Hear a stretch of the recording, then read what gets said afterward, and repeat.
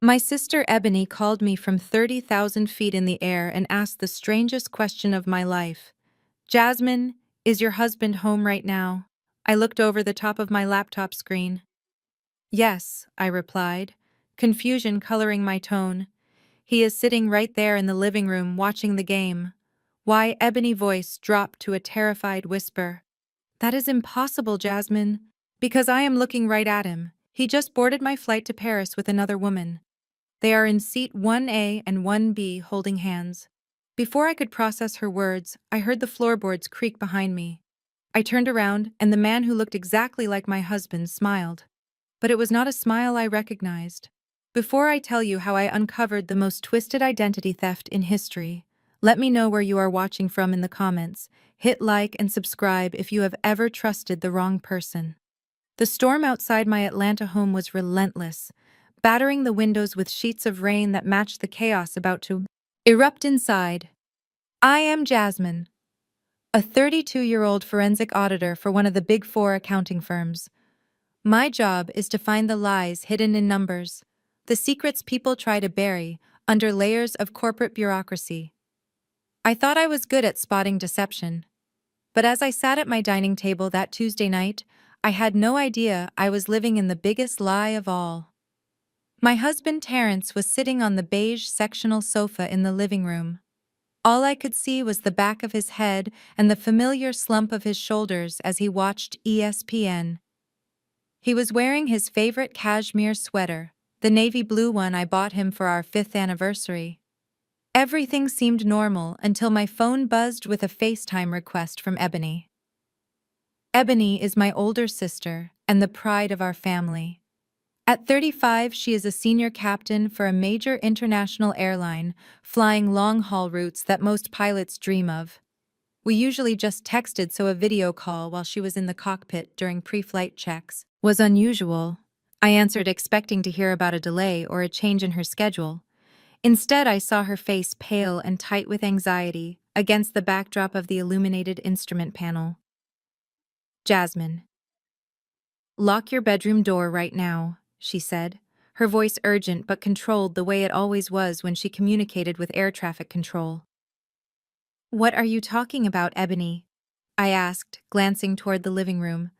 Terrence did not move. The volume on the TV was low but audible.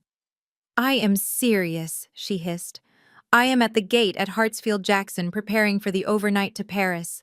I just did my walkthrough of the cabin. Terrence is here, Jasmine. He is in the first-class cabin. I froze. That is ridiculous. Ebony Terrence is 10 feet away from me. He came home from the office an hour ago, said he had a headache and went straight to the couch. Look at him. I flipped the camera on my phone, pointing it toward the living room. On the small screen, Ebony could see the back of the man on the couch, the navy sweater, the way he leaned his head against his hand. Ebony shook her head on the screen, her eyes wide with fear. No. Jasmine. Listen to me. I walked right past him. I saw the scar on his neck. The one he got from that bike accident when he was 12. I saw the way he holds his whiskey glass with his pinky slightly out. It is him, and he is not alone. He is with a blonde woman, looked like old money dripping in diamonds. They were laughing about escaping to Paris. That man on your couch is not your husband. The air in my lungs turned to ice. I looked at the screen, then at the living room, then back at the screen. Ebony turned her camera discreetly toward the first-class cabin monitor. The feed was grainy, but there was no mistaking it. That was Terrence. My Terrence. Wearing a suit I had picked up from the dry cleaners last week. He was leaning in, whispering to a woman I had never seen before. Jasmine, get out of the house. Ebony commanded. Call the police. Do not engage him, whoever that is, in your living room. He is dangerous. But forensic auditors do not run from discrepancies. We investigate them. I felt a cold calm settle over me. The same feeling I got when I found $1 million gap in a ledger. I hung up the phone without saying another word. My heart was hammering against my ribs like a trapped bird. But my hands were steady. I needed to know who was sitting in my house wearing my husband's clothes, drinking his liquor. I stood up from the dining table. The floorboards groaned under my feet, but the man on the couch did not turn around. The thunder outside rumbled, shaking the window panes, masking the sound of my approach. I walked slowly across the open concept living area. Every step felt heavy, like I was wading through water. I analyzed the figure on the couch. The haircut was identical, the posture was a perfect mimicry, but there was something off, a subtle tension in the shoulders, a stillness that felt predatory rather than relaxed. I stopped 3 feet behind the sofa. I needed to test him. I needed to be sure before I did anything drastic. I cleared my throat. "Babe," I said, my voice sounding surprisingly normal. "Did you take your blood pressure medicine?" The doctor said, "You need to take it with food." It was a trap. Terrence did not have high blood pressure. He was a fitness fanatic who ran marathons. He did not take any daily medication. The real Terrence would have turned around confused and corrected me. He would have asked if I was mixing him up with my father. The man on the couch paused. He slowly set his drink down on the coaster. He did not turn around immediately. "Yeah, I took it," he said. "Thanks for reminding me, babe." The voice was the final nail in the coffin of my reality. It sounded like Terrence. The pitch was the same. The timbre was identical. But the cadence was wrong. Terrence spoke with the polished diction of a man who had spent 10 years in corporate boardrooms, an educated rhythm that signaled expensive schools and high society networking. This man voice had a grit to it, rough edge that he was trying to hide but failed to mask completely. It was the voice of the streets, not the boardroom. My blood ran cold. Ebony was right. The man in Paris was my husband. The man in front of me was a stranger wearing his skin. I took a step back, my hand reaching for the heavy crystal vase on the side table. "Who are you?" I whispered, my voice trembling with rage and terror. The man stood up then. He rose slowly, unfolding his frame with a languid grace that Terrence never possessed. He turned around. The face that looked back at me was my husband. His face, the same nose, the same jawline, even the same grooming of the beard. But the eyes were empty of any recognition or warmth. They were cold, calculating, and cruel, and the smile he gave me was terrifying. It was a smirk of someone who had been caught, but did not care, because he held all the cards. "Your pilot sister talks too much," he said, his accent slipping further, revealing a drawl that sounded nothing like Terrence. "She should focus on flying the plane instead of meddling in family business." He lunged at me with a speed that defied the laws of physics. 1 second he was standing by the coffee table, and the next his hand was closing around my wrist, trying to wrench the phone from my grip. The smell of him hit me, then a mix of stale cigarettes and cheap cologne that Terrence would never wear. "Give me the phone, Jasmine." He growled, his voice dropping the polished facade completely. My instinct should have been to freeze. That is what I did 5 years ago when a man with a knife cornered me in the company parking garage. I froze then, and I lost my wallet, my laptop, and my sense of safety. But I had spent every Tuesday night since then in a Krav Maga studio making sure I would never freeze again. As his fingers tightened, I did not pull away. Instead, I stepped into his space, using his own momentum against him. I rotated my wrist against the weakest point of his grip, just like Sensei Davis had taught me, and drove my elbow into his ribs. It was not a graceful move. It was ugly, and it was violent, and it worked. He grunted in surprise, his grip loosening just enough for me to stumble back. But he was strong, stronger than anyone I had ever fought in practice. He recovered instantly, shaking off the blow like it was nothing. "You want to play rough?" he sneered, wiping his mouth. "Fine, let us play." He charged again, tackling me around the waist. We crashed into the side table, sending the lamp and a heavy crystal vase crashing to the floor. The vase did not break on the thick rug. It rolled within reach as we grappled on the floor. He was on top of me, his weight crushing the air from my lungs. He pinned my shoulders down, his face inches from mine.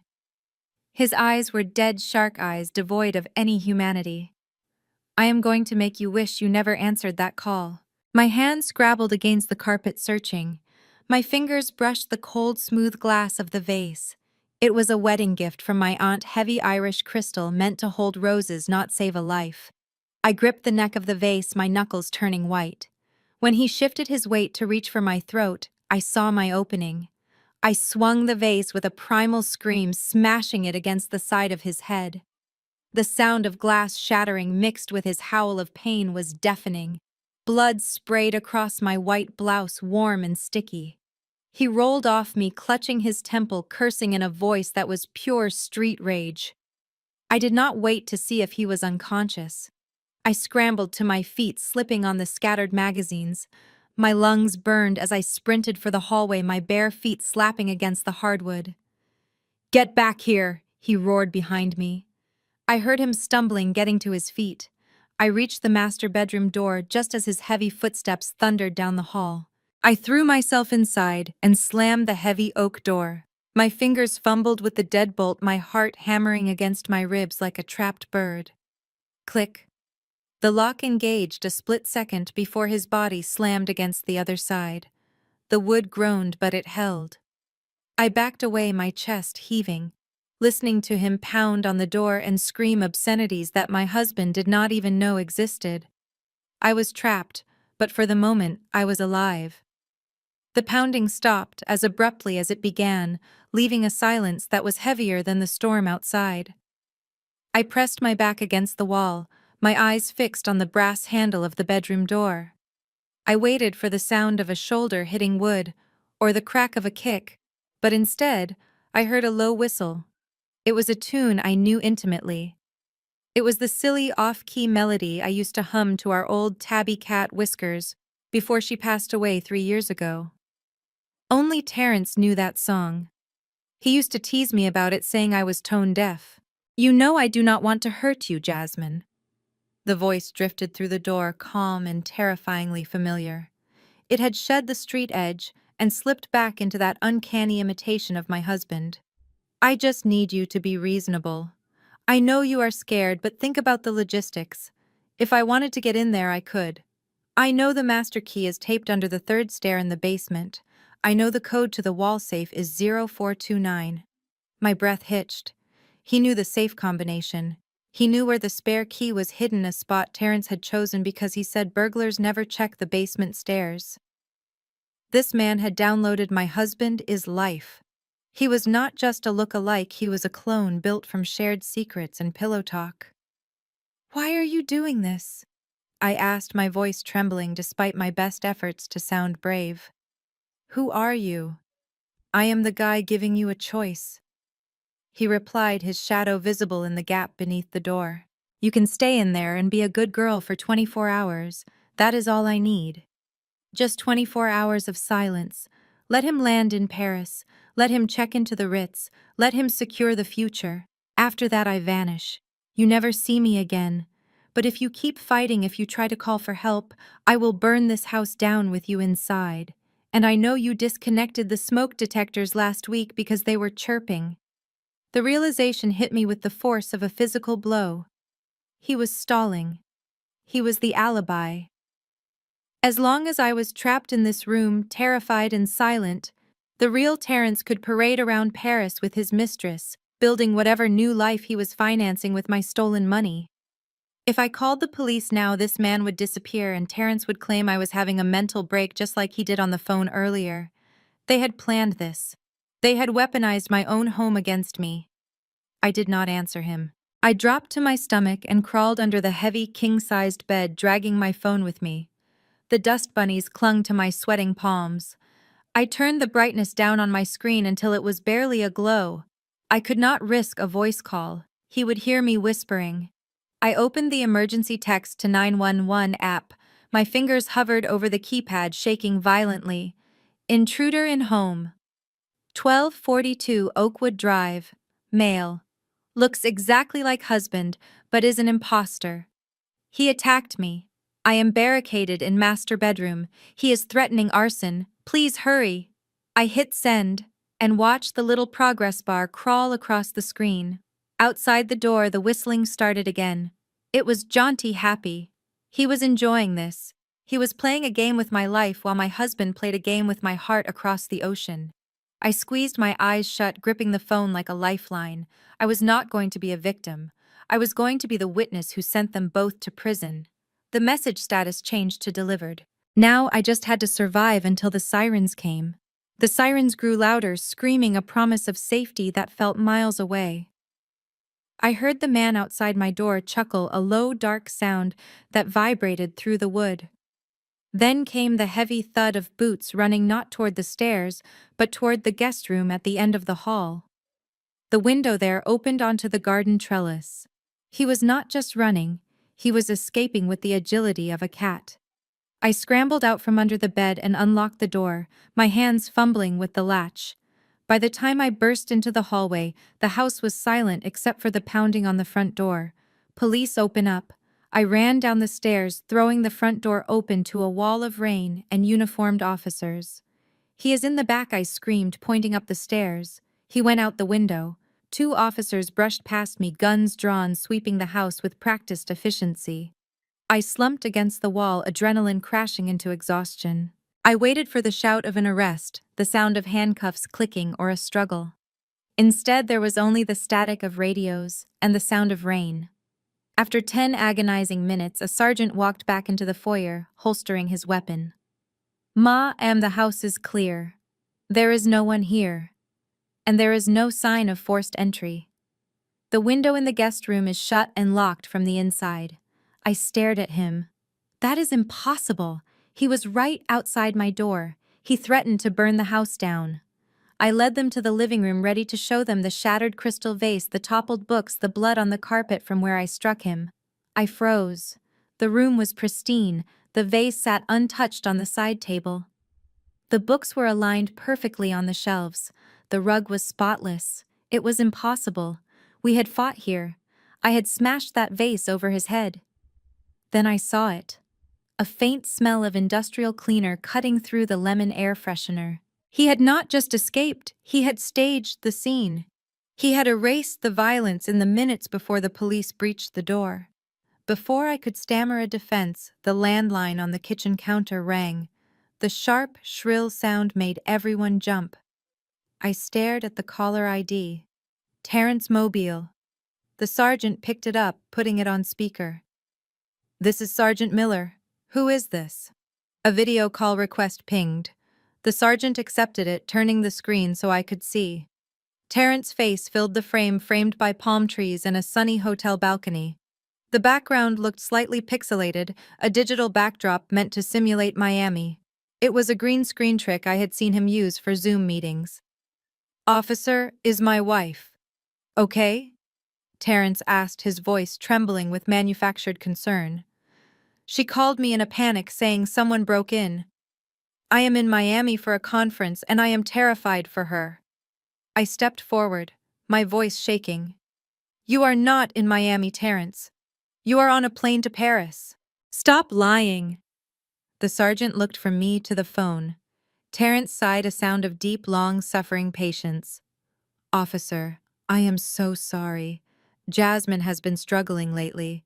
She was diagnosed with bipolar disorder last year, and sometimes when she forgets her meds, she has these episodes, hallucinations, paranoia. She thinks I am everywhere. Please do not arrest her. She is just sick." The sergeant's eyes shifted. The suspicion was gone, replaced by the pity one reserves for the unstable. He looked at the clean living room, then at my frantic face, and finally at the calm, concerned husband on the screen. I stood there, trapped in a reality my husband had rewritten, realizing that to them, I was not the victim, I was the problem. The patrol car taillights faded down the wet asphalt, taking my credibility with them. Sergeant Miller had left me with a card for a crisis hotline, and a look that said he pitied the poor hysterical woman. I locked the front door and leaned against it, my breath coming in short, sharp gasps. The house was quiet again, but the air felt heavy with the gaslighting I had just endured. Terrence had played them perfectly. He had used my fertility struggles and work stress to paint a picture of a fragile woman cracking under pressure. But I was not fragile. I was a forensic auditor. I found the truth in the numbers, and I knew that people always left a paper trail even when they cleaned up the crime scene. I pushed off the door and walked into the kitchen. The intruder had been thorough in the living room, erasing the struggle, but he had been arrogant. He assumed I was too scared or too crazy to look closer. I pulled the stainless steel trash can from under the sink and dumped the contents onto the tiled floor. Coffee grounds, vegetable peelings, and the remnants of my lunch spilled out, a chaotic mess that mirrored my life. I ignored the smell and began to sift through it using a pair of rubber gloves. It took 3 minutes to find the first anomaly. It was a small, crumpled wrapper, bright red and smelling artificially sweet. It was big red chewing gum, the cheap kind that burned your tongue with cinnamon. Terrence despised cinnamon. He called it a low-class flavor and refused to eat anything with it. He was a man of mint tea and artisanal dark chocolate. He would never chew gum that cost $1 a pack. I smoothed the wrapper out on the counter, staring at it like it was a smoking gun. This wrapper did not belong to my husband. It belonged to the man who wore his face, but not his tastes. I dug deeper. My fingers brushed against a small piece of stiff paper wet with coffee grounds. I pulled it out and wiped it clean. It was a bus transfer ticket from MARTA, the Atlanta public transit system. The timestamp was from 3 hours ago. The route originated in Bankhead, a rough neighborhood on the west side that Terrence avoided, like the plague. He drove a luxury sedan and complained if he had to park more than 10 feet from a valet stand. He had not taken a bus since college. The pieces clicked into place with a terrifying clarity. The man in my house was not just an intruder, he was a plant, a doppelganger. Someone from the parts of Atlanta Terrence pretended did not exist. The physical resemblance was uncanny, but the habits were worlds apart. Terrence had sent a street-smart double to hold me hostage while he escaped to Paris. I stripped off the gloves and grabbed my phone, ignoring the trembling in my hands. I dialed Ebony number. She answered on the first ring, the background noise of the airplane cabin loud in her ear. "Jasmine, are you safe?" she asked, her voice tight. "I am alive," I said, my voice cold and hard. "And I am not crazy, Ebony. There is a double A look-alike. He was here. He left trash that." Terrence would never touch a cinnamon gum wrapper and a bus ticket from Bankhead. This was planned, Ebony. "He has a shadow." Ebony let out a breath she had been holding. "I believe you. I saw him. Jasmine, I saw the scar, but I also saw him use his right hand to sign a customs form. Terrence is left-handed. I knew something was wrong. Listen to me. Do not let him out of your sight when you land," I told her. "Keep eyes on him. I am going to find out who this double is, and then I am coming to Paris. He thinks he erased me, but he just gave me the evidence I needed to destroy him." I sat at my mahogany desk, the only piece of furniture in the office that felt solid anymore. My hands hovered over the keyboard. For 10 years, I had tracked embezzlers, money launderers, and corporate thieves. I could find a single missing dollar in a ledger of millions. But tonight, the crime scene was my own life. I took a deep breath and logged into our primary joint checking account. The screen refreshed, balance 0.00. I blinked, hoping it was a glitch. It was not. I clicked on the transaction history. A single wire transfer initiated yesterday at 9 in the morning.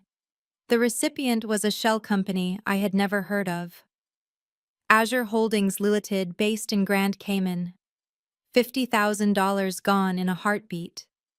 My heart began to hammer against my ribs, a slow, heavy rhythm of dread. I opened a new tab and logged into our savings account, the one we had been building for the future nursery. Empty.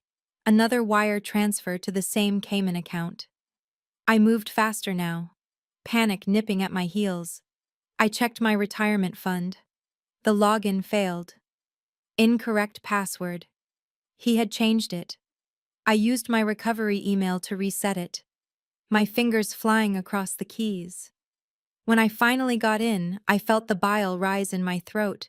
A hardship withdrawal had been processed 3 days ago. The entire balance, nearly $400,000 accumulated over a decade of 60-hour work weeks, was pending transfer. But the final blow was the house. I logged into the mortgage portal. There it was. A home equity line of credit taken out 2 weeks ago for the maximum amount, $300,000. The funds had been disbursed yesterday. The signature on the digital document was mine. It looked perfect. Too perfect. It was a digital copy of my signature, likely lifted from a tax return I had signed last year. He had not just left me, he had liquidated me. He had spent months, perhaps years, planning this exit strategy. Every late night at the office, every business trip had been a cover for moving assets, setting up shell companies, and forging my consent. He had stripped the copper from the walls of our marriage before lighting the match. I stared at the glowing screen, the blue light reflecting in my tearless eyes. Most women would be hysterical right now. They would be wailing on the floor, paralyzed by the destitution staring them in the face. But I was not most women. I was a forensic auditor, and Terrence had just made the biggest mistake of his life. He left a paper trail. He thought moving money to the Caymans made it invisible. He was wrong. Money always leaves footprints, electronic routing numbers, IP addresses, timestamps. He had been arrogant. He had done everything from his laptop, the one he thought was secure, but he forgot that I set up the home network. I had admin access to the router logs. I opened the terminal on my computer and started typing. The rage that had threatened to consume me solidified into a cold, hard diamond of focus. He wanted a war. He wanted to leave me with nothing but debt and a broken heart. I pulled up the router history for the last 48 hours. There were 2 devices connected, his laptop and a burner phone. I traced the traffic. He had not just moved money. He had booked flights. He had reserved hotels. And he had purchased a one-way ticket for a second passenger. I leaned back in my chair, the leather creaking in the silent house. You think you are smart, Terrence. You think you have won, but you just gave me the map to your destruction. I am not just going to find you. I am going to audit your entire existence until there is nothing left but a prison cell. My phone vibrated against the mahogany desk, a sharp buzz that cut through the silence of the empty house. It was a priority alert from the American Express fraud department, usually reserved for transactions that triggered high-level security protocols. I picked up the phone, expecting to see a decline notification for one of the drained accounts. Instead, I saw a transaction approval for $25,000. I stared at the screen. The card listed was not our usual Platinum Delta Sky Miles. It was a Centurion card. The black card, the invitation-only titanium slab reserved for the ultra-wealthy. Terrence and I did not have a black card. We did not qualify, but as I dug into the account details, I saw how he had done it. He had leveraged my credit score, my professional status as a partner at a Big Four firm, and likely a mountain of forged income statements to secure the invitation behind my back. But the transaction amount was not what made my stomach turn. It was the location and the authorized user. The charge was at the Ritz, Paris, for a 5-night stay in the Coco Chanel suite. And the cardholder name printed right there on the digital receipt was not Terrence Brooks. It was Chloe Vanderbilt. I felt the air leave the room. Chloe Vanderbilt was not just a random woman, she was the heiress to the Vanderbilt pharmaceutical fortune, a woman whose face graced the society pages of every magazine in Atlanta. She was 24 years old, blonde, innocent, and worth billions. Terrence was not just cheating on me. He was investing. He was using my life savings as seed money to con a billionaire, his daughter. He was playing the role of the successful tech mogul, paying for 5-star suites and first-class flights, all funded by the wife he had left for dead in a locked bedroom. The audacity of it was breathtaking. He was treating my money like venture capital for his next marriage. He was buying her affection with the hours I had worked, the holidays I had missed, the sacrifices I had made to build our life. He was literally spending my past to buy his future. Another alert popped up. A second transaction pending authorization. $50,000 at Van Cleef and Arpels in Place Vendôme. He was buying her jewelry. Engagement jewelry. He was moving fast. He needed to lock her down before the house of cards collapsed, before the bank foreclosed on the home he had leveraged, before I escaped the room. He thought would be my tomb. I hovered my finger over the freeze account button. My instinct was to shut it all down, to leave him humiliated at the checkout counter with a declined card, but the forensic auditor in me took over. If I froze the card now, he would know I was onto him. He would run. He would find a way to disappear into the Paris underground with the cash he had already siphoned. I needed him to feel safe. I needed him to keep swiping because every swipe was a breadcrumb. Every transaction was a GPS coordinate, leading me straight to him. I lowered my phone. The rage that had been a hot fire in my chest cooled into something solid and sharp like a blade. He wanted to live like a king on my dime. Fine. I would let him spend a little more. I would let him dig the hole so deep that when I finally kicked the ladder away, he would never climb out.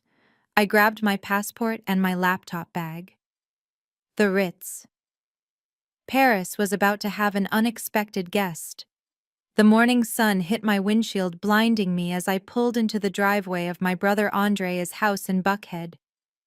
The pristine white columns and manicured lawn felt like a mockery of the chaos consuming my life. I slammed the car door shut, my laptop bag heavy on my shoulder.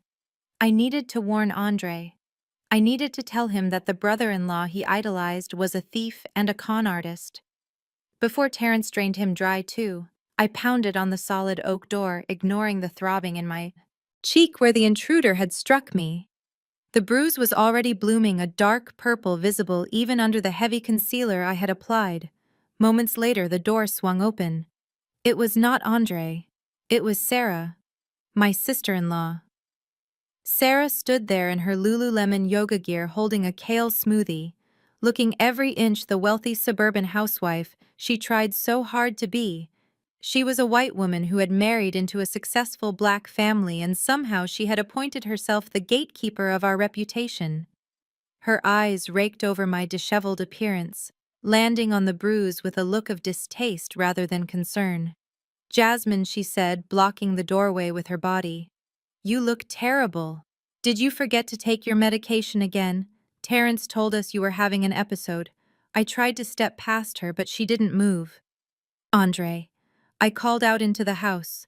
"Andre, you need to come out here. Terrence is not who you think he is. He stole everything." Sarah let out a sharp laugh, stepping forward to force me back onto the porch.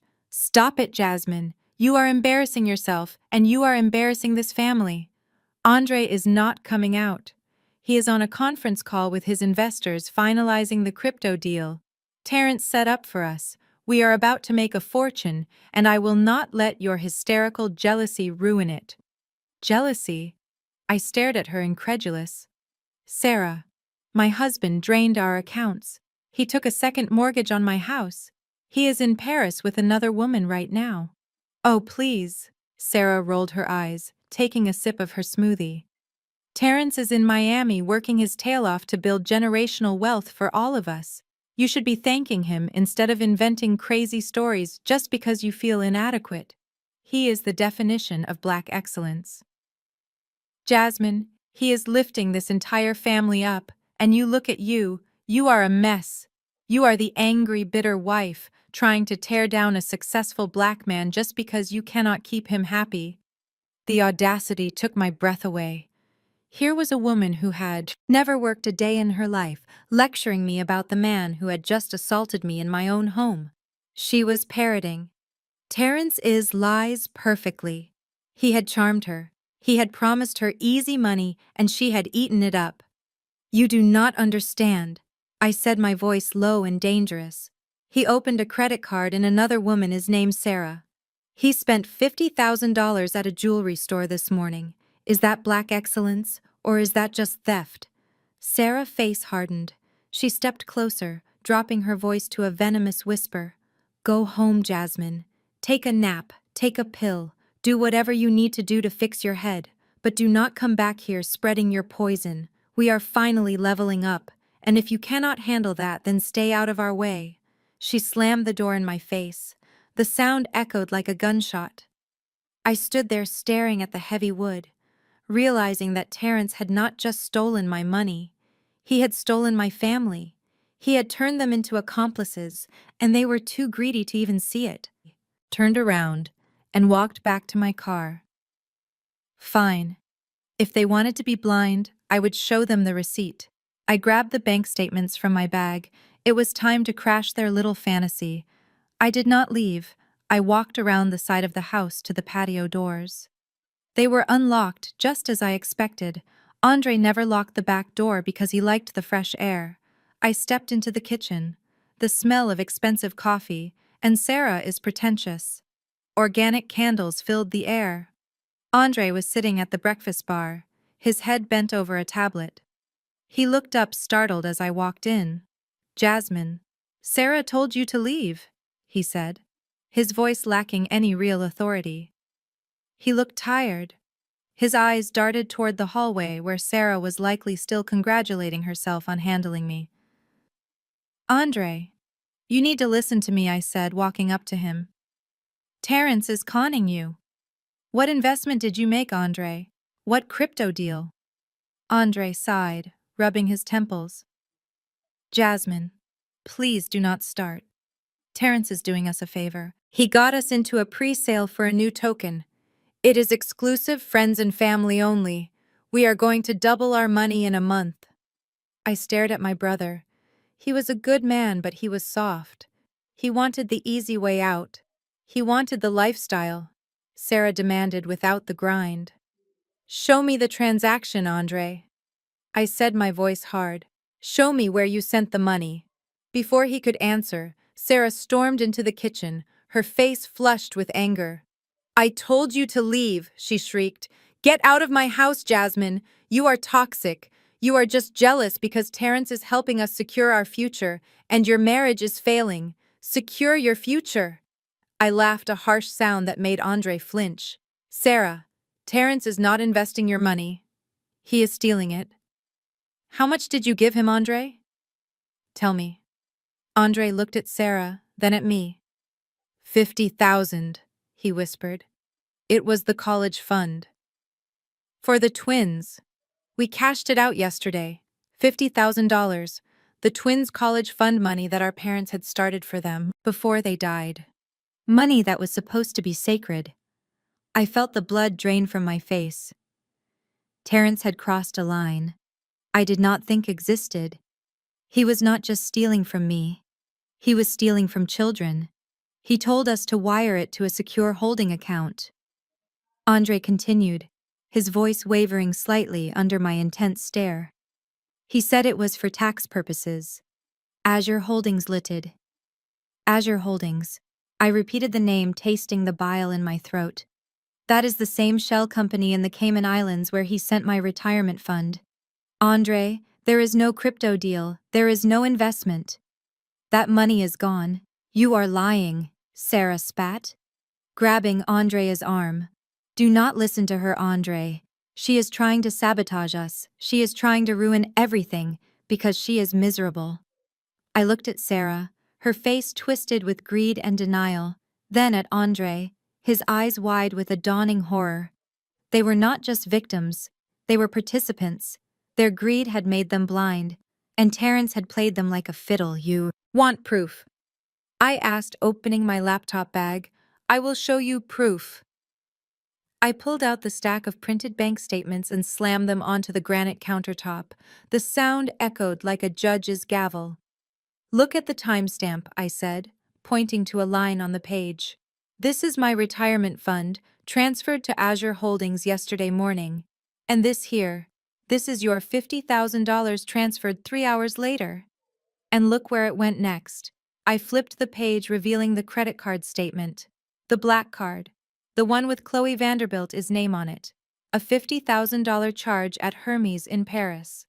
Processed this morning at 10 a.m. local time. I looked Sarah dead in the eye. Sarah, that $50,000 you gave him for your children's future. It did not buy crypto. It bought a Birkin bag for his mistress, and she is carrying it right now on the Champs-Élysées. The silence in the kitchen was absolute. Sarah stared at the paper, her mouth opening and closing like a fish. Andre put his head in his hands and let out a low moan. I did not feel triumphant, I felt sick.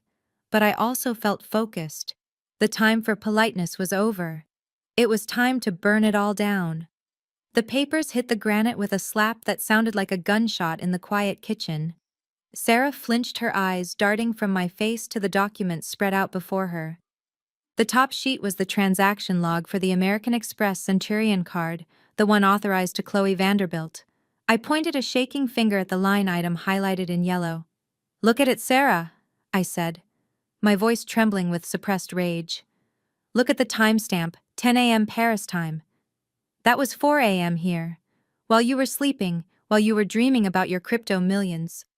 Terence was standing in a boutique on the Rue du Faubourg Saint-Honoré, buying a handbag that costs more than your car. Sarah picked up the paper, her perfectly manicured hands shaking. She squinted at the numbers, trying to make them make sense, trying to force them into the narrative she had built in her head, where Terence was the hero, and I was the villain. But numbers do not lie. Numbers are cold and hard, and they do not care about your feelings. $50,000. I continued relentlessly. Exactly the amount you wired yesterday. It did not go into a blockchain, Sarah. It went into leather and gold hardware. It went into a gift for a 24-year-old heiress who thinks my husband is a bachelor tech mogul. Do you want to see the receipt? Andre made a sound like a wounded animal. He snatched the paper from Sarah, his eyes scanning the lines frantically. He traced the routing number from his transfer to the Cayman account, and then the payment from that same account to the credit card. The trail was clear. It was undeniable. He dropped the paper and put his head in his hands, his shoulders heaving. "My kids," he choked out. "That was for the twins. We saved for 10 years. Jasmine. Every bonus. Every tax refund. It is gone. It is gone." "Andre," I said, my voice flat, "and it is, and not coming back. Not unless we stop him. But you were too busy calling me crazy to listen. You were too busy letting your wife insult me to look at the facts." Sarah's face had gone a sickly shade of gray. The arrogance was gone, replaced by a hollow terror. She looked at the expensive coffee maker, the granite countertops, the trappings of the life she thought she had secured. "It was all built on sand." He said it was guaranteed," she whispered. "He said we would be rich." "He told you what you wanted to hear." "Sarah," I said, picking up my bag. "He played on your greed, and you let him. You let him steal from your own children, because you wanted a shortcut." I turned to leave. I did not feel pity. I did not feel satisfaction. I just felt a cold resolve. I had done what I came to do. I had exposed the lie. Now it was up to them to pick up the pieces. "Where are you going?" Andre asked, looking up, his eyes red-rimmed and desperate. "Jasmine, you have to help us. You have to get it back." "I am going to Paris," I said, not. "Looking back, I am going to find my husband, and I am going to get my money back. As for yours, you better hope there is something left when I am done with him." I walked out of the kitchen and out the front door, leaving the door open behind me. I heard Sarah start to sob, a high, thin sound of panic. I got into my car and drove away, leaving the wreckage of my brother, his family in the rear-view mirror. I had my own war to fight. The rain had stopped, but the air was thick with humidity as I pulled into the driveway of the house that was no longer a home. The forensic auditor in me had taken over completely, pushing aside the heartbreak to make room for cold calculation. I walked past the front door, where the police tape still fluttered in the wind, and headed straight for the detached garage. Terence called it his sanctuary. He had installed a biometric lock 3 years ago, claiming he needed a secure place for client files. I had never been inside. I always assumed it was full of golf clubs and cigars. Now I knew it was full of answers. I did not have his fingerprint, but I had a crowbar. I had bought at the hardware store on the way back. I jammed the curved metal into the seam of the side door and leaned my entire body weight against it. The wood groaned and splintered. I heaved again, channeling every ounce of rage I felt toward Sarah, toward Andre, toward the man in Paris. With a loud crack, the door frame gave way and the door swung open. The air inside was stale and smelled of motor oil and old paper. I flipped the light switch. It was not a man cave, it was an operations center. There were no golf clubs. The walls were lined with filing cabinets and a large workbench that looked more like a desk. I started tearing through the drawers. Nothing. Just tax returns from 5 years ago and manuals for appliances we did not own. I stood in the center of the room scanning the space. Terrence was meticulous. He would not leave something important in a drawer. I looked at the tool rack on the back wall. Was too organized. Every wrench hung perfectly straight, every screwdriver was color-coded. I walked over to it and ran my hand along the pegboard. The bottom right corner was loose. I gripped the edge of the board and pulled. It popped off the wall, revealing a hollow space between the studs. Sitting there, nestled in pink insulation, was a gray metal lockbox. It was heavy fireproof and covered in dust. I pulled it out and set it on the workbench. It had a combination lock, but I was done playing games. I took a hammer from the rack and smashed the latch. I hit it again and again until the metal twisted and the lock shattered. I threw the lid back. Inside there was no money. There were no diamonds. There was just a thick manila envelope yellowed with age. The stamp on the front was faded but legible. Department of Family and Children's Services, Georgia. Dated November 12, 1990.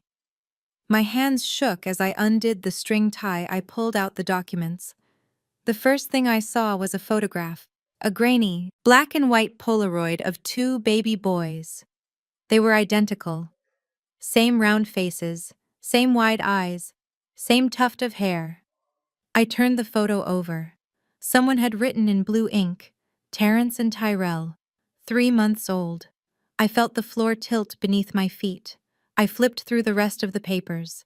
Adoption decrees, separation orders, Terrence Jamal Brooks adopted by the Brooks family of Buckhead.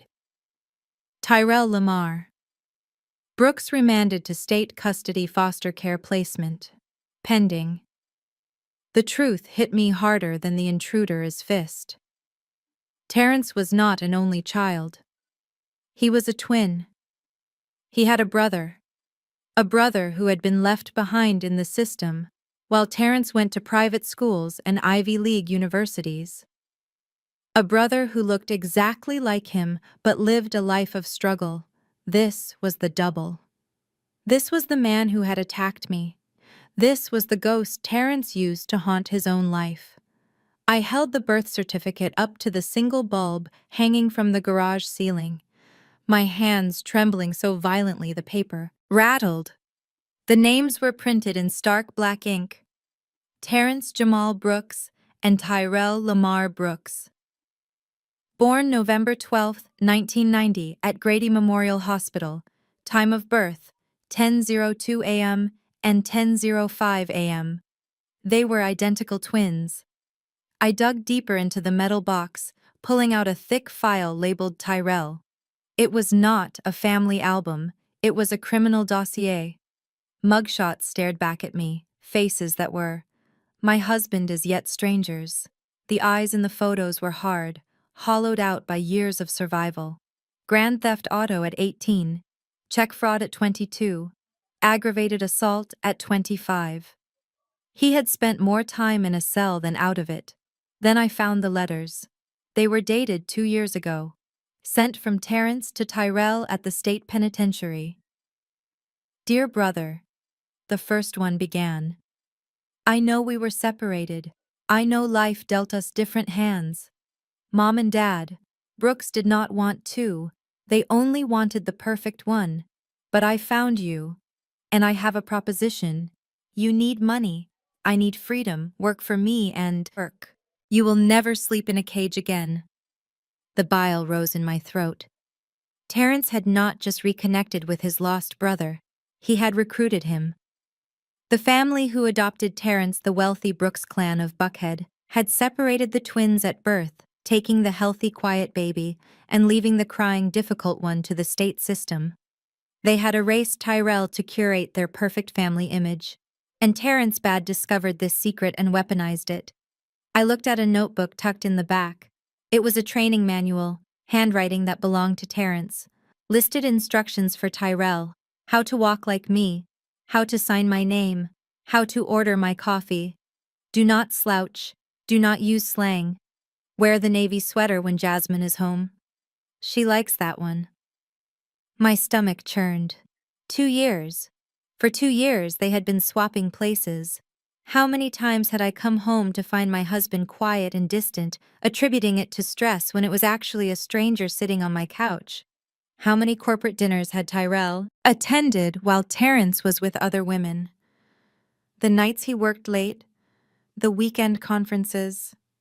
It was all a lie, orchestrated by a sociopath using his discarded brother as a human shield. Tyrell was the muscle, the intimidation, the alibi. Terrence was the brain, the face, the bankroll. They were a two-headed monster feeding on my life. I slammed the box shut. The pieces of the puzzle fit together with a sickening click. The man who attacked me in the living room was Tyrell, desperate, hungry, and following orders. But the true villain was the man in Paris, the man who had turned his own brother into a tool to destroy his wife. I grabbed the birth certificate and the mugshots. I had everything I needed to prove the identity theft, to prove the fraud. But more importantly, I knew exactly who I was hunting. Now I was not just chasing a cheating husband, I was hunting the puppet master. And I knew exactly which string to cut to make him fall. I sat on the cold concrete of the garage floor surrounded by the evidence of my husband is duplicity. The birth certificates, the criminal records, the letters from prison. They lay scattered around me like the debris of a plane crash, but I was not a victim waiting for rescue. I was the investigator determining the cause of impact. I picked up my phone and dialed a number I had not used in 2 years.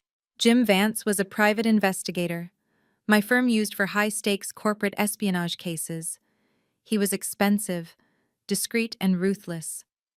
Jim. "It is, Jasmine," I said, when he answered, his voice gravelly with sleep. "It is midnight, Jasmine. You better have a body or a bank robbery." "Neither," I said, cutting him off. "I have a job. It is personal, and I need you on it immediately. I need you to find a man named Tyrell Brooks. He is a career criminal recently released. He is currently in Atlanta posing as my husband." I explained the situation with the precision of a surgeon cutting out a tumor.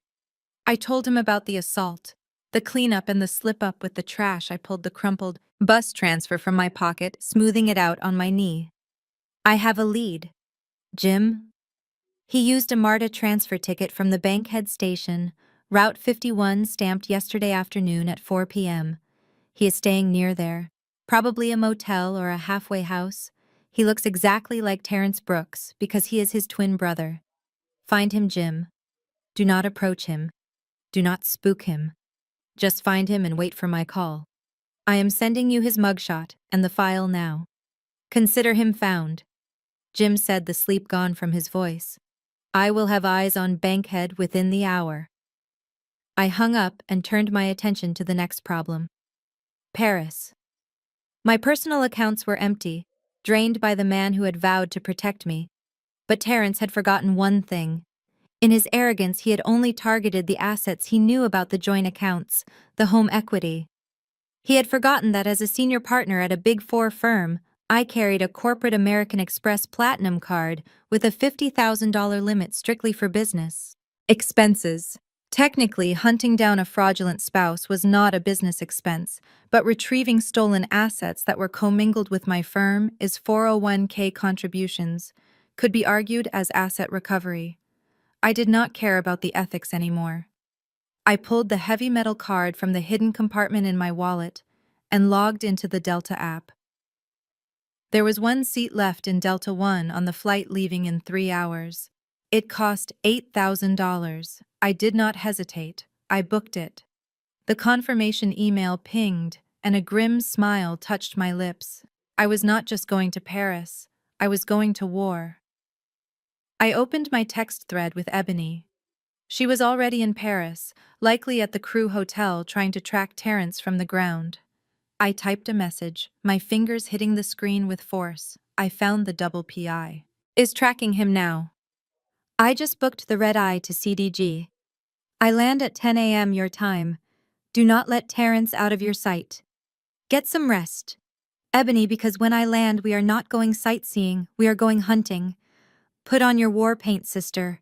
We are taking them down. I grabbed the file box and my laptop. I left the garage door open, exposed to the night air. I did not care about security anymore.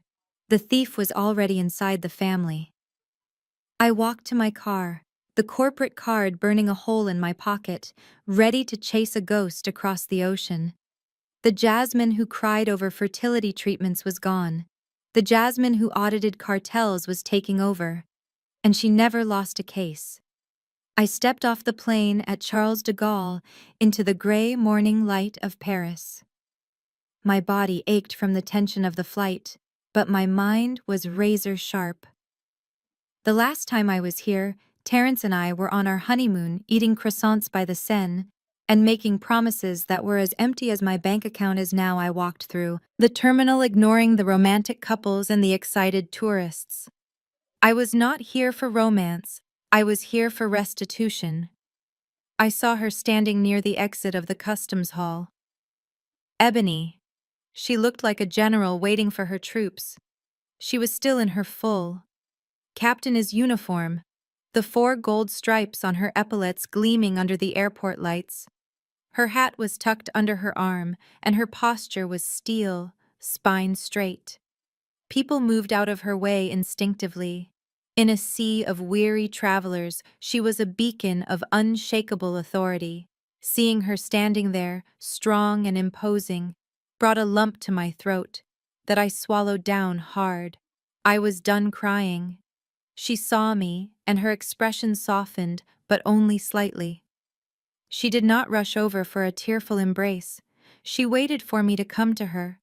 When I reached her, she pulled me into a hug that was brief and firm. "You made good time," she said, her voice low. Her eyes scanned my face, taking in the bruise on my cheek that I had tried to cover with makeup. Her jaw tightened, but she did not ask, she knew. We walked briskly toward the exit, our heels clicking in unison on the polished floor. The air outside was crisp, smelling of jet fuel and distant rain. A black town car was waiting at the curb, the driver already opening the door. Ebony did not mess around with taxis. Inside the quiet leather interior of the car, the reality of what we were about to do settled in. I looked at my sister. "I have nothing, Ebony." I confessed, the shame burning in my chest. He took the retirement fund, the savings. He even leveraged the house. I am fighting a war with an empty war chest. Ebony reached into the inside pocket of her blazer. She pulled out a sleek, matte black card. It was not a corporate expense card. It was her personal Centurion card. She pressed it into my hand. Her fingers were warm against my cold skin. "You are not empty-handed," she said fiercely. "You have me. And today, I am sponsoring this hostile takeover. Use it.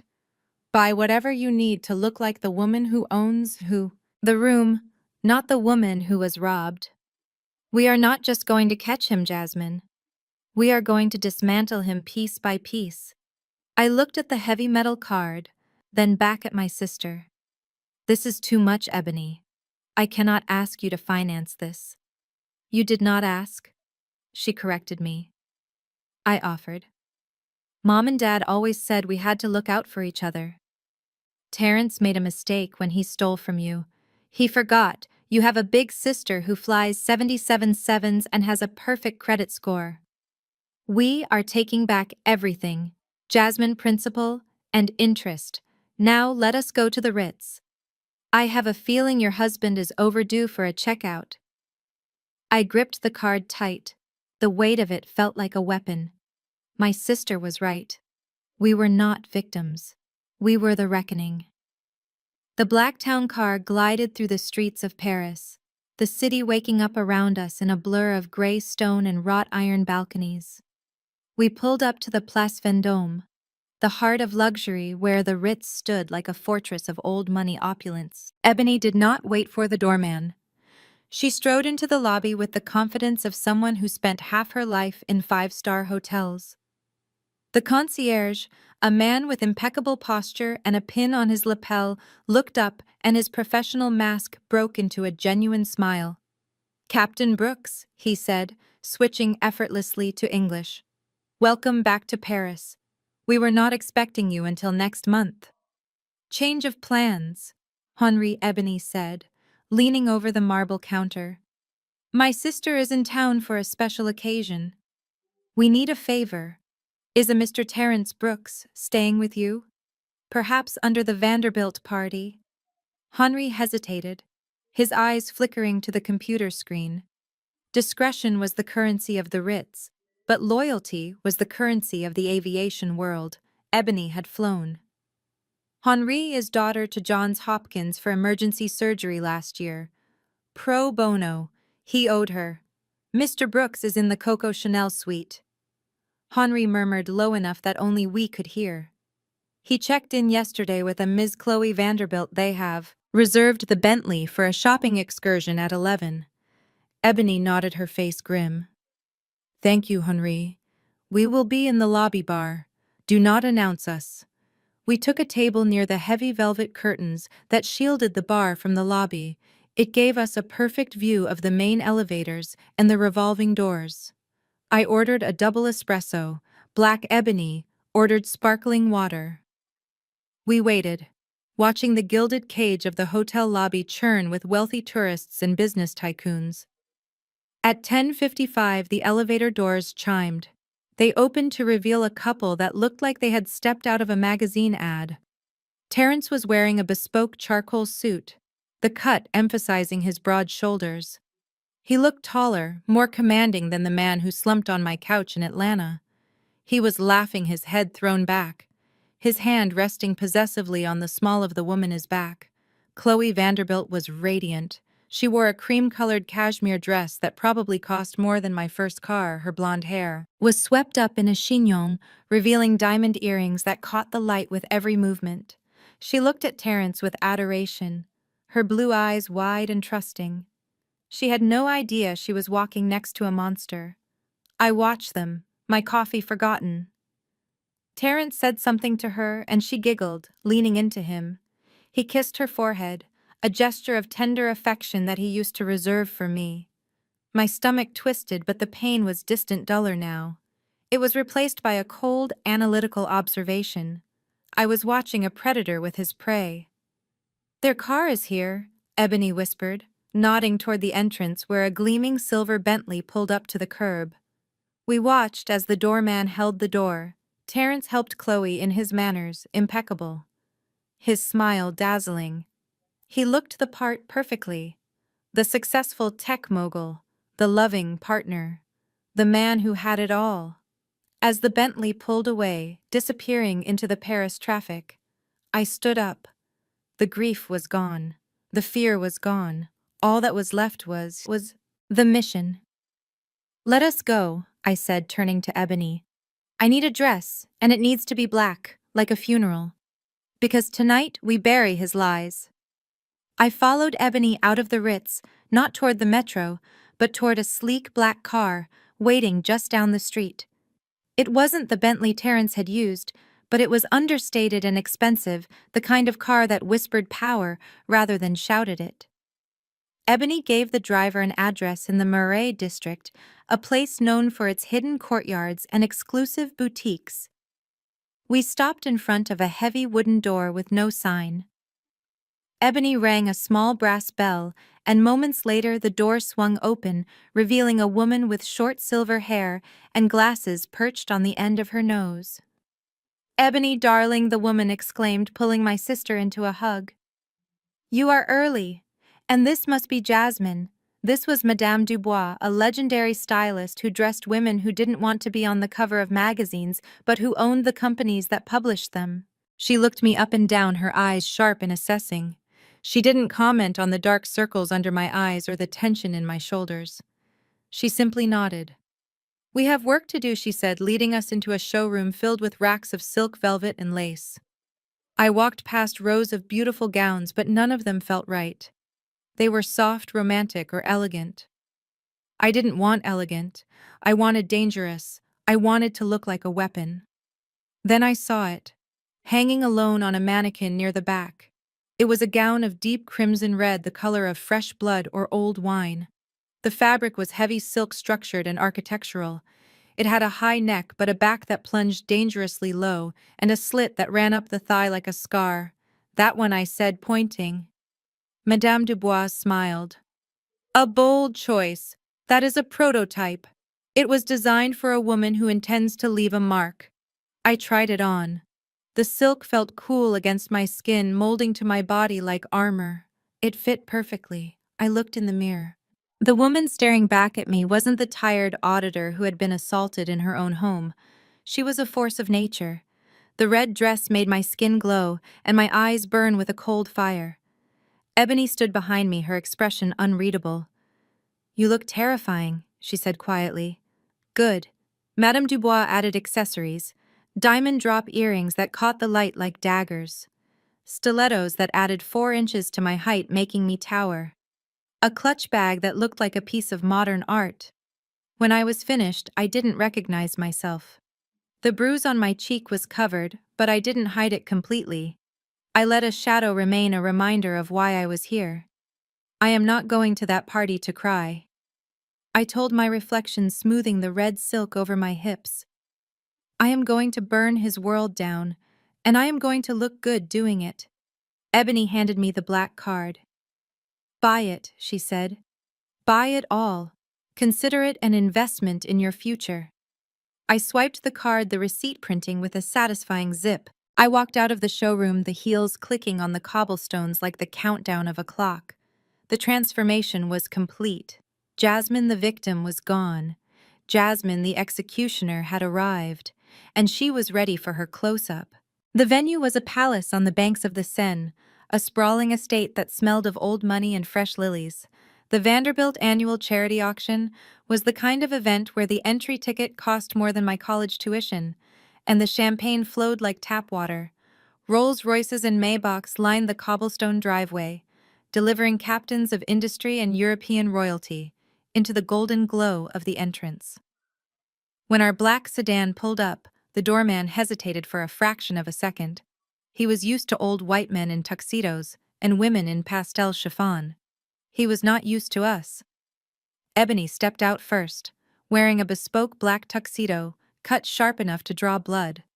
Her hair was slicked back, her posture commanding the respect of a 4-star general. She extended a hand to me. I stepped out onto the red carpet, and the air shifted.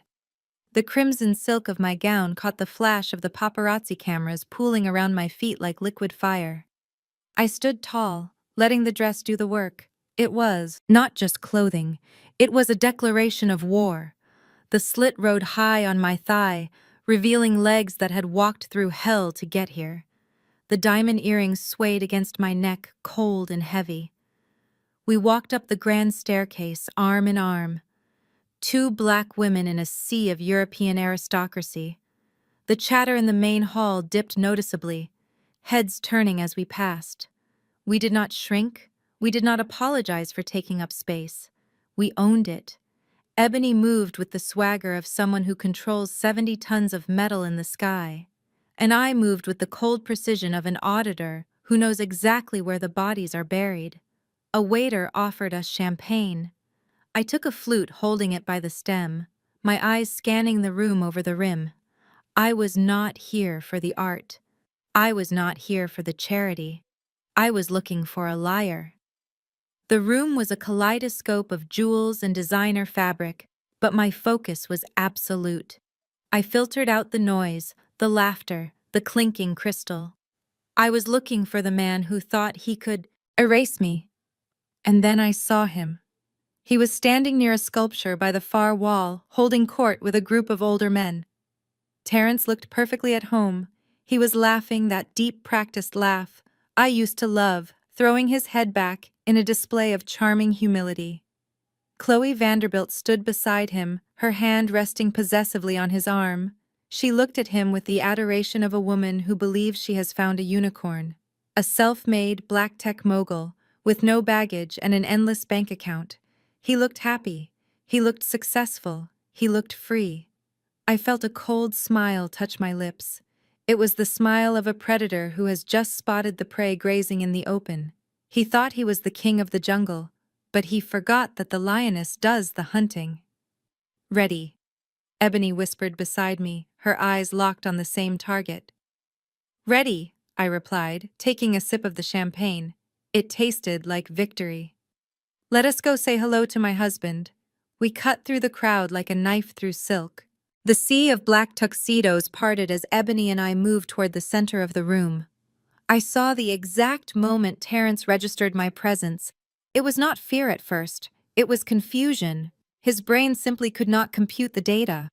Jasmine was supposed to be in Atlanta, terrified and trapped in a bedroom. Jasmine was supposed to be wearing sweatpants and crying. Jasmine was not supposed to be in Paris wearing a gown the color of vengeance. Then came the realization. His hand spasmed.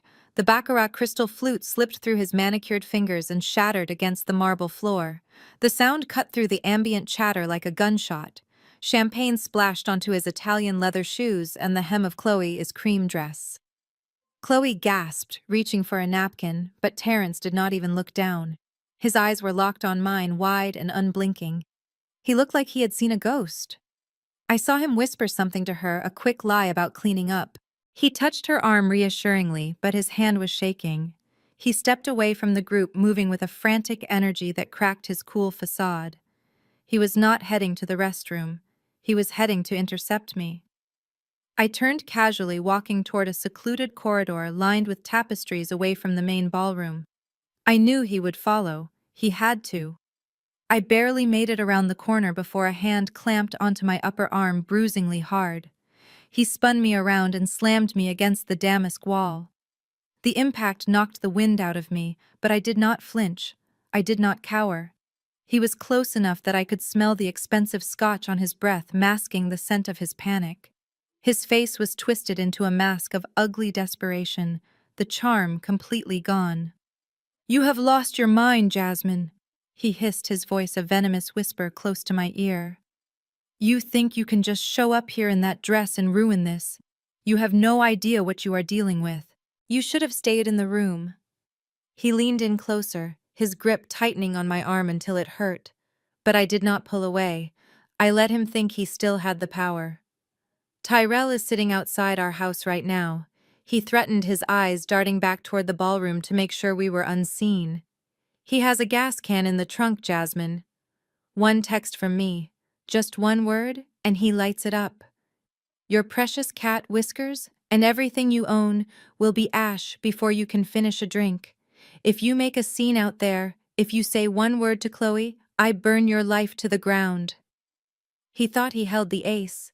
He thought threatening a dead cat and a foreclosed house would bring me to my knees. He didn't know the house was already seized by the bank. He didn't know Whiskers had died 2 years ago, and his memory was so self-absorbed he had forgotten. And he certainly didn't know his brother was already in handcuffs. I looked into his eyes, and for the first time in 10 years I saw him clearly. He wasn't a monster. He was just a small, scared con artist who had run out of road, and I was the cliff. I looked down at his hand, gripping my arm, white-knuckled and trembling. It was the grip of a drowning man, not a conqueror. I did not pull away. Instead, I reached up with my free hand and gently adjusted his black silk bow tie. The gesture was intimate and terrifying. It froze him. "You really are pathetic, Terence," I said, my voice soft but cutting through the air like a razor. You are so busy playing a character that you forgot the script. Whiskers died 2 years ago. We buried her under the oak tree in the backyard. Or maybe Tyrell did that too while you were busy auditing your mistress. You do not even remember your own life. His eyes widened, the threat dying in his throat. But I was not done. I smoothed the lapel of his jacket, dusting off an imaginary speck of lint. And as for the house, go ahead and burn it. I flagged the fraudulent second mortgage with the bank yesterday. They froze the asset this morning. It is not my house anymore, Terrence. It belongs to the bank. If Tyrell lights a match, he is just destroying their collateral, not my life. He stepped back, his back hitting the wall. He looked like he was going to be sick. The realization that his leverage had evaporated was dawning on him. But I had one more card to play. The ace. But that is not the biggest problem you have right now, I whispered. Leaning in close enough to smell the fear sweating through his expensive cologne, I heard a rumor in the ballroom just now. Chloe is telling her friends she has a surprise announcement tonight, a little Brooks heir on the way. I watched the blood drain from his face, leaving him gray and ashen. He opened his mouth, but no sound came out. Does she know Terrence? I asked, my voice dropping to a conspiratorial purr. Does she know about the vasectomy you had in 2019? The one you paid for with our joint health savings account, because you did not want to ruin your physique with children. I have the medical records in my bag. So unless you performed a biological miracle, you are being played by a 24-year-old. She is either lying to trap you, or she is pregnant with someone else. Is baby, and using you for the cover. The panic in his eyes shifted to horror. He looked toward the ballroom where Chloe was waiting, where he was about to propose to a woman who was potentially conning the con artist. The irony was perfect. He was trapped between a vengeful wife and a deceitful mistress, and the floor was opening up beneath his feet. I patted his cheek one last time. You better get back in there, baby. She is waiting. And so is the truth. I turned and walked away, leaving him slumped against the wall, gasping for air like a fish on dry land. The hunter had become the prey, and the trap was about to snap shut. I walked away from Terrence, my heels clicking a steady rhythm on the marble floor, leaving him gasping for air against the damask wall. My phone vibrated against my thigh, a sharp, insistent buzz that signaled the next phase of the operation. It was Jim Vance calling from Atlanta. I slipped into a quiet alcove behind a velvet curtain and answered. Jim! His voice was loud, triumphant. We got him, Jasmine. It is over. I felt the tension in my shoulders snap like a rubber band. Tell me, I said. He walked right into it, Jim said. We tracked him to a 24-hour gas station on Martin Luther King Jr. Drive. He was filling up a 5-gallon jerry can and buying a lighter. He was not even trying to be subtle. My guys called it in, and Atlanta PD swarmed him before he could even screw the cap back on. He is in custody at the precinct right now. Did he talk? I asked, knowing the answer before he gave it. Men like Tyrell did not have loyalty. They had interests, and Terrence had stopped being interesting the moment the handcuffs clicked. He did not just talk. Jim laughed, a rough, gravelly sound. He sang. He gave up everything, Jasmine. Apparently there is no love lost between the brothers. Tyrell told the detectives that Terrence promised him $50,000 for this job but only paid him $2,000. Up front, he called Terrence a cheap suit-wearing sellout who treats his own flesh and blood like hired help. He is furious, Jasmine, he said. He is done taking the fall, while his brother sips champagne in Paris. I closed my eyes, savoring the justice of it. Terrence's arrogance was his undoing. He thought he could exploit everyone, his wife, his mistress, even his own twin brother without consequence. He thought he was the puppet master, but he forgot that puppets have strings and strings can strangle you. He is cutting a deal, Jim continued. He is offering full cooperation in exchange for leniency on the arson charge. He is giving them everything: the identity theft scheme, the credit card fraud, the forged mortgage documents. He even told them about a burner phone Terrence uses to record his business ideas.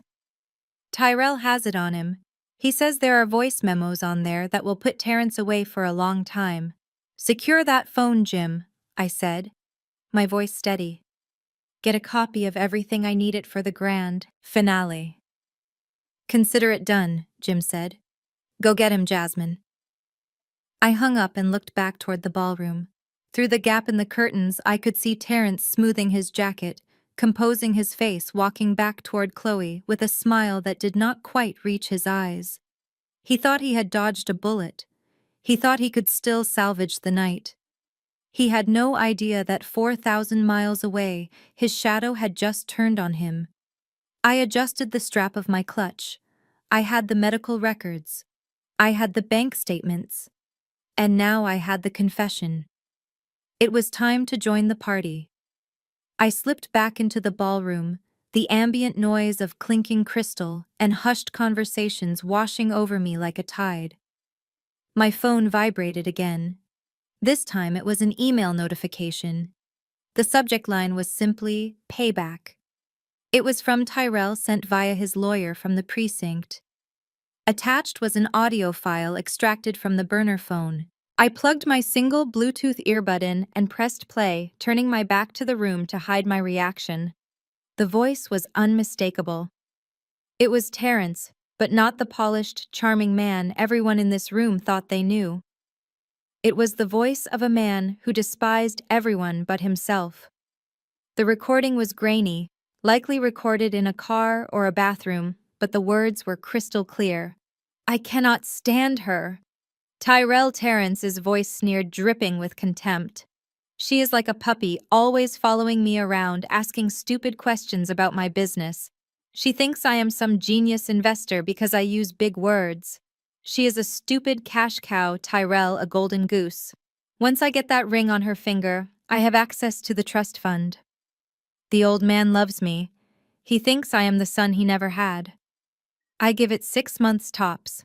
I will drain the accounts, set up the offshore trusts, and then file for divorce. She will be lucky if she has enough left to buy a Happy Meal. I felt a cold fury settle in my stomach. He wasn't just using Chloe, he loathed her. He was mocking her innocence, her trust, while spending her money. But the recording wasn't done.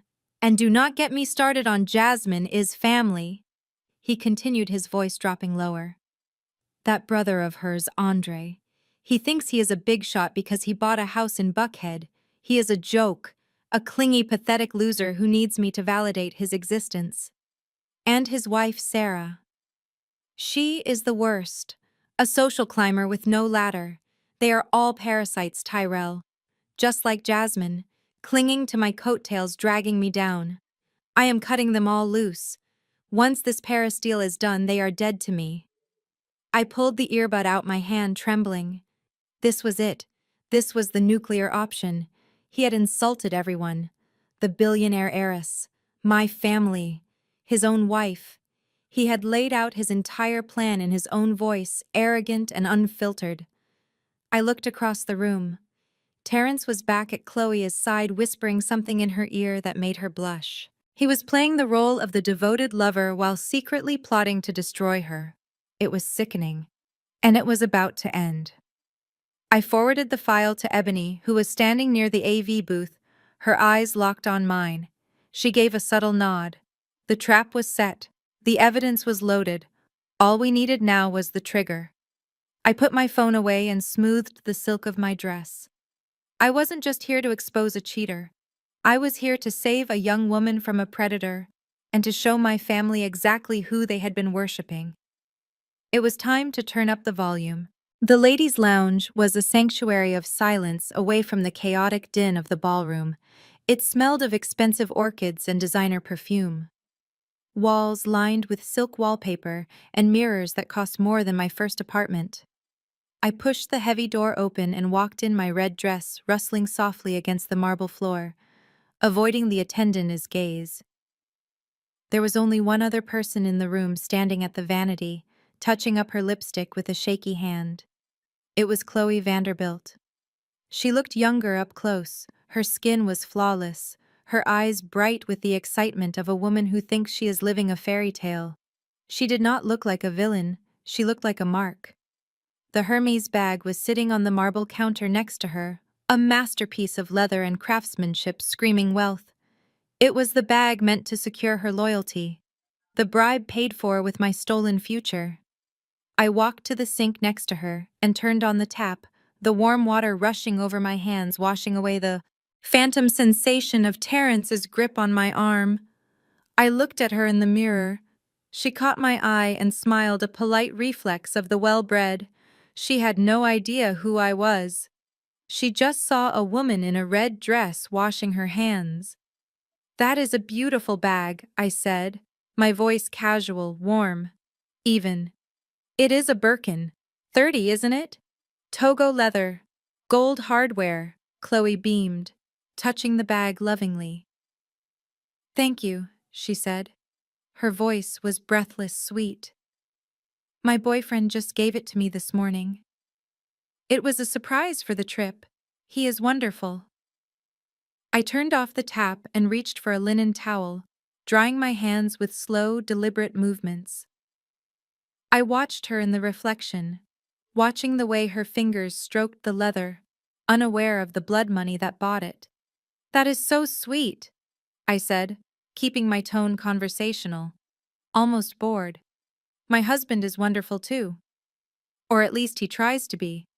He actually bought that exact same bag this morning. Funny coincidence, right? He used the $50,000 he stole from our retirement fund to pay for it." I saw her hand freeze in midair. The smile faltered on her lips, her blue eyes widening in confusion. She looked at me, then at the bag, then back at me, searching for the punchline. But I did not smile. I just tossed the used towel into the wicker basket. "I hope you enjoy it though," I added softy, leaning in just a fraction.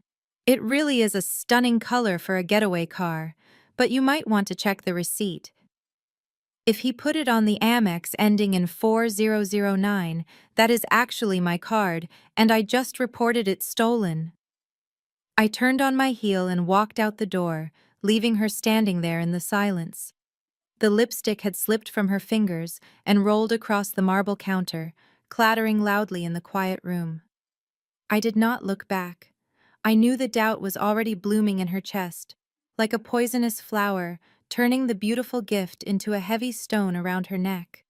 The room began to dim slowly, the crystal chandeliers fading until the ballroom was bathed in a soft, expectant twilight. A single spotlight cut through the darkness, finding its target at the center of the stage. Terrence stood there basking in the attention like a lizard on a warm rock.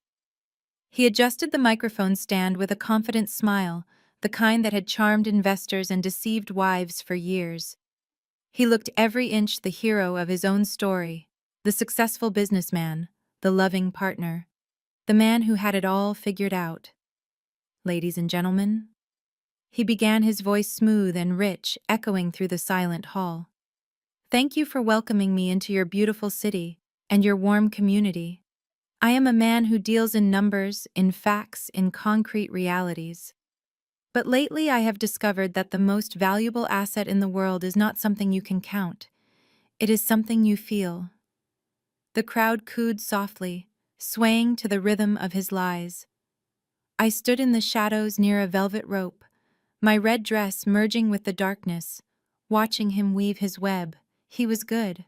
I had to give him that. He sounded sincere. He sounded humble. He sounded like the man I thought I married 10 years ago, before I knew his heart was a calculator and his soul was a void. I looked over at Chloe. She was standing near the front, her face pale in the ambient light. She was clutching the Hermes bag tight against her stomach like a shield. She looked trapped. The seed of doubt I had planted in the restroom was growing, spreading its roots through her mind. She wasn't looking at Terrence with adoration anymore. She was looking at him with questions.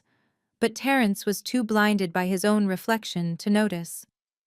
"I have been searching for a long time," Terrence continued, his eyes locking onto Chloe, ignoring the tension in her posture. "For a partner who understands the vision, for someone who challenges me to be better, and I think I have finally found her. Chloe, would you do me the honor of joining me up here? The room erupted in polite applause, urging her forward. Peer pressure was a powerful tool, and Terence wielded it like a weapon. Chloe hesitated, glancing toward the exit, then back at the stage. She took a tentative step, then another, forced by the weight of 300 pairs of eyes. She walked up the stairs slowly, like a woman walking to the gallows. Terence reached out and took her hand, pulling her into the circle of light. He reached into his pocket, and my heart hammered against my ribs. I knew what was in there. The ring bought with the last of my savings, the final shackle. He dropped to one knee. The crowd gasped, a collective intake of breath, waiting for the fairy tale moment. He looked up at her, his eyes shining with false tears. "Chloe Vanderbilt," he said, his voice cracking perfectly. "Will you make me the happiest man alive?" This was it. The point of no return. The moment he thought he had won. I turned my head slightly, looking toward the back of the room near the technical booth. Ebony was standing there, a dark silhouette against the glowing array of soundboards and monitors. She wasn't looking at the stage. She was looking at me. Her hand was hovering over the master console, her finger poised above the input button. I didn't smile. I didn't wave. I simply raised my chin a fraction of an inch and locked eyes with my sister. It was a small movement, invisible to everyone else in the room. But to us, it was the signal. It was the command to fire. "Do it," I whispered into the silence. Ebony's hand dropped. The time for speeches was over. It was time for the truth to speak. The diamond was inches from Chloe, his fingers sparkling under the spotlight like a promise of forever. The silence in the ballroom was thick with anticipation, breathless and heavy. Terence opened his mouth to deliver the final line of his performance. The words that would seal his access to the Vanderbilt fortune. But before a sound could leave his throat, a high-pitched screech of audio feedback tore through the room, shattering the romantic atmosphere. The guests flinched, covering their ears. The soft ambient music cut out, instantly replaced by a harsh, static hiss. The massive LED screen behind the stage, which had been displaying a tasteful loop of falling rose petals, flickered violently, the image distorted, pixelating into a chaotic mess of gray and white noise. Terence stood up, his face twisting in confusion, waving frantically at the tech booth. "Turn it off," he mouthed, his composure cracking simply, thinking it was a glitch. Then the static cleared, the rose petals were gone, replaced by the stark, unflinching glare of fluorescent lights in a windowless room. The camera angle was low, wide, and gritty, showing a metal table bolted to the floor. Seated behind it was a man wearing a bright orange jumpsuit, his wrists shackled to the table's surface. A collective gasp swept through the room like a cold wind. The man on the screen looked exactly like the man on the stage. It was like looking into a twisted mirror. The man in the video had the same jawline, the same eyes, but his face was hard, hollowed out by a life lived without privilege. He leaned into the camera, his expression one of pure, unadulterated hate. "My name is Tyrell Brooks," the man on the screen said, his voice booming through the ballroom speakers, raspy and raw. "And the man standing in front of you holding that ring is my twin brother, Terence." Terence dropped the ring. It hit the stage with a tiny, insignificant ping that was lost in the growing murmur of the crowd. He spun around, staring up at the giant image of his own face staring back at him. "No," he screamed, his voice cracking. "Turn it off! It is a deepfake! It is a lie!" But Tyrell continued, his voice relentless, drowning out. "Terence's protests. I am currently sitting in an interrogation room at the Atlanta Police Department," Tyrell said, looking straight into the lens. "For the past 2 years, I have been hired by my brother to be his stand-in, to be his shadow. He pays me to live in his house, to pretend to be him, so he can travel the world and hunt for victims." And that is exactly what you are, Chloe. Vanderbilt. You are a victim. Chloe stepped back, her hands flying to her mouth. The Hermes bag slipped from her shoulder, sliding down her arm. Forgotten. She looked from the man on the screen to the man in front of her, her eyes darting between the identical faces. The horror on her face was absolute. He calls you a cash cow. Chloe Tyrell spat the words out with venom. He told me the plan was to marry you, drain your trust fund into offshore accounts, and then leave you with nothing, just like he did to his wife, Jasmine. He is not a tech mogul. He is a thief. He is using stolen money to buy that ring. And right now, while he is playing Prince Charming, I was supposed to be burning his house down to destroy the evidence. Terrence lunged toward the side of the stage, his face purple with rage, trying to find a way to cut the power, but the video kept playing. The audio was everywhere, surrounding him, burying him. He hates you, Tyrell said, his voice dropping to a growl. He laughs at you behind your back. Joke is on him. The only person getting burned today is him. The screen went black, leaving the image of the orange jumpsuit burned into everyone's retinas. The silence that followed was not romantic. It was the silence of a courtroom before the gavel falls. All eyes turned to Terrence, who stood alone on the stage, stripped of his mask, naked in his deceit. The darkness of the screen offered no sanctuary, because the speakers were still alive, crackling with a menacing static that made the fine hairs on my arms stand up. Terrence was still frozen on stage. His hand half reached out toward the tech booth as if he could strangle the sound waves themselves. He thought the video was the worst of it. He thought seeing his twin brother in an orange jumpsuit was the climax. But he was wrong. The video was just the visual aid. Now came the confession. The audio quality shifted. It was clearer now, closer, recorded not in a prison interrogation room, but in the intimacy of a car. The sound of a turn signal clicked rhythmically in the background, a metronome to his destruction. Then Terrence's voice filled the vaulted ceiling of the ballroom, loud and arrogant and undeniably him. She is so desperate. It is actually sad. His voice boomed, dripping with a casual cruelty that made people flinch. I swear, Tyrell, I could tell her the sky is green, and she would buy me a pair of tinted glasses just to see it my way. Marrying that fool is just the entry fee. The real prize is the foundation. A collective gasp sucked the air out of the room. The wealthy patrons who had just been opening their checkbooks for this man froze. The Vanderbilt Charity Foundation was sacred ground in this room.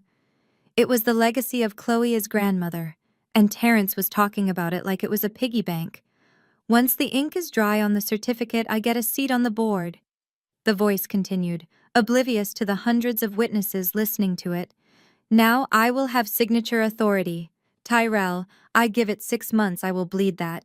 Charity dry funnel the assets into the Cayman Holdings, and then ghost her.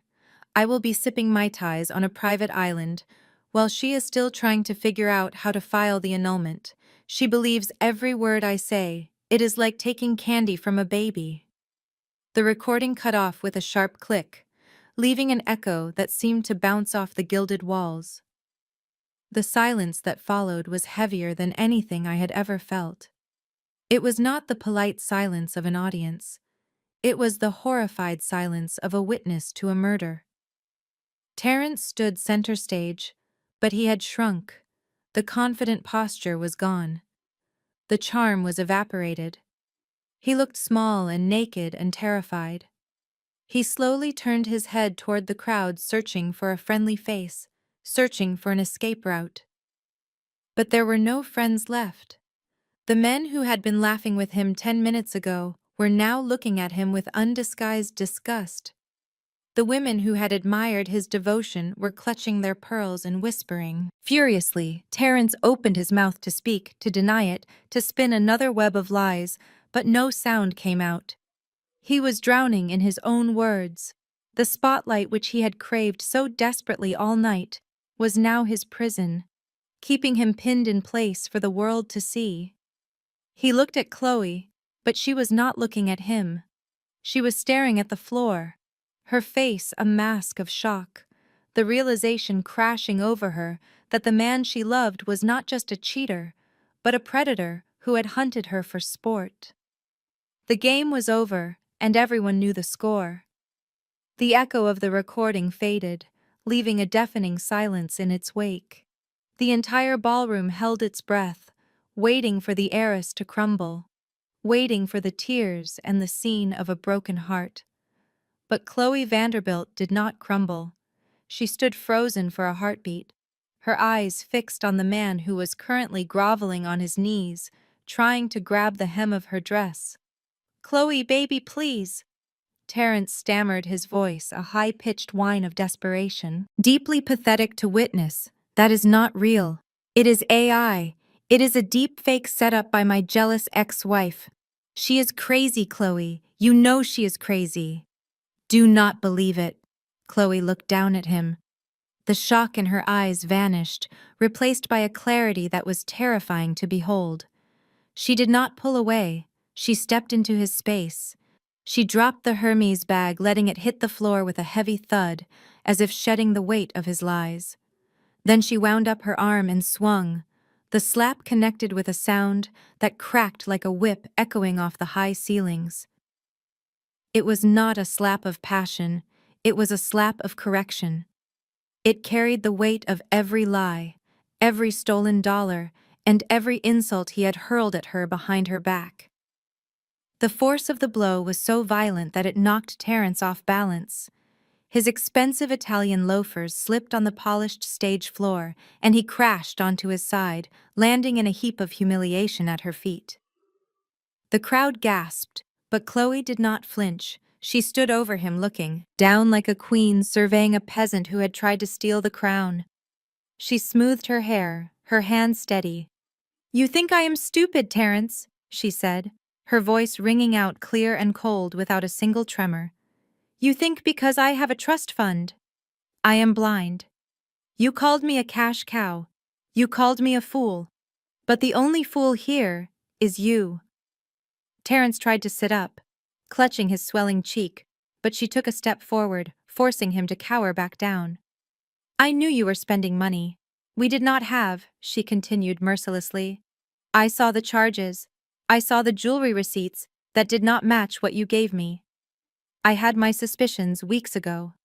But I needed to be sure. So I tested you." She leaned down, her voice dropping to a whisper that the microphone picked up perfectly. "There is no baby. Terence. I am not pregnant. I never was. I told you that lie this morning just to watch your face. I wanted to see if you would look happy, or if you would look like a man whose exit strategy just got complicated and you failed. You looked terrified." Terence stared up at her, his mouth opening and closing like a fish on dry land. The trap he thought he had set had been his own execution. "And you can stop blaming your ex-wife," Chloe said, straightening up and looking out into the darkness of the room, searching the shadows until her eyes found mine, standing by the tech booth. She nodded, a gesture of respect from one woman to another. "Thank you, Jasmine," she said loud enough for the back row to hear. "Thank you for sending me the bank records and the medical history 10 minutes ago. You were right about everything. He is not a mogul, he is a parasite, and he is fired." She turned back to the security guards who were waiting in the wings. "Get this trash off my stage," she commanded, "and call the police. I believe he has a date with his brother in Atlanta." The slap was the signal, but the arrival of Richard Vanderbilt was the execution. The crowd parted instantly as Chloe's father marched toward the stage. He was a man who moved mountains with a phone call, and right now he looked ready to bury Terence under one. He did not yell. He did not make a scene. He simply stood at the base of the stairs and nodded to the head of security, who was speaking rapidly into an earpiece. Then the heavy double doors at the back of the ballroom burst open, and the room flooded with the flashing blue lights of emergency strobes cutting through the warm candlelight. It was not hotel security. It was the Police Nationale, and flanked by them were agents in plain clothes wearing badges that I recognized immediately. Interpol Terence scrambled backward on the stage, crabbing away from the approaching officers. his eyes darting around like a trapped animal. He tried to stand up to run toward the wings, but two uniformed officers were already there, blocking the exit with their hands on their holsters. There was nowhere to go. The box he had built for himself had finally locked shut. "Monsieur Brooks," the lead detective shouted, his voice booming over the commotion. "You are under arrest for international wire fraud, money laundering, and identity theft. We have a warrant for your extradition to the United States," Terrence screamed, claiming it was a mistake, claiming he was a victim, but the officers did not care. They swarmed the stage with efficient brutality. They grabbed his arms, twisting them behind his back with force. The sound of the handcuffs clicking shut was the sweetest melody I had ever heard. It was the sound of my freedom. It was the sound of justice, finally catching up to the man who thought he could outrun his own shadow. I watched as they hauled him up. He looked small between the burly officers. His tuxedo was rumpled, his hair disheveled, his face a mask of pure terror. He looked out at the crowd, pleading with his eyes for someone, anyone to help him. But the room was a sea of stone faces. The wealthy elite of Paris did not tolerate failure, and they certainly did not tolerate being conned. They looked at him with disdain, sipping their champagne as if he were nothing more than a bad act being hook off the stage. As they dragged him down the stairs, he passed Chloe. She stood next to her father, her face dry and hard. She did not look away. She watched him being manhandled, her chin held high, reclaiming the dignity he had tried to steal from her. And then they marched him past me. I stepped out from the shadows, my red dress blazing like a warning beacon in the gloom. He saw me. His eyes locked onto mine, and for a second the screaming stopped. He saw the woman he had underestimated. He saw the auditor who had balanced the books. "Jasmine," he croaked, his voice broken. "Please," I did not say a word. I simply raised my champagne flute in a silent toast and took a sip. The bubbles tasted like victory. They dragged him out the heavy doors, slamming shut behind him, sealing his fate. The room erupted into whispers, but I did not hear them. All I could hear was the beating of my own heart, strong and steady and free. The nightmare was over. The audit was complete and the balance was zero. The glow of the iPad screen cast a ghostly blue light over the living room in Buckhead, illuminating the wreckage of a family that had built its foundation on sand. Andre sat on the edge of the beige sofa, his hands clasped so tightly between his knees that his knuckles were white beside him. Sarah was pacing the floor, her eyes glued to the live stream that Ebony was broadcasting from her phone in Paris. The connection was crystal clear, showing every pixel of the disaster unfolding across the ocean. We watched in stunned silence as the French police dragged Terrence off the stage. His tuxedo ruined his face, a mask of terror. We heard the accusations. We heard the confession played over the speakers, and then we saw the handcuffs. For a moment there was no sound in the house except the distant hum of the refrigerator. Then Sarah let out a scream that sounded less like grief and more like a banshee wailing over lost gold. Dropped to her knees on the expensive Persian rug, clawing at her hair with manicured nails. "My money!"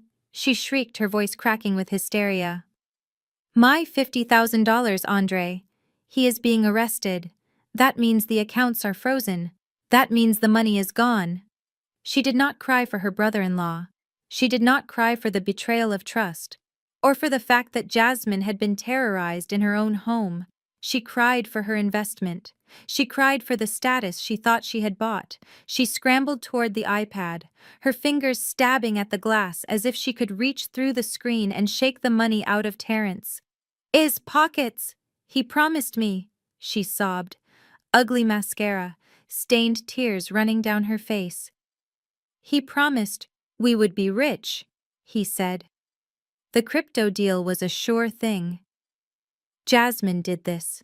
She ruined everything. If she had just kept her mouth shut, we could have gotten our payout before they caught him. She is so selfish. She always has to be the center of attention. Something inside, Andre snapped. It was an audible sound like a dry twig breaking in a dead forest.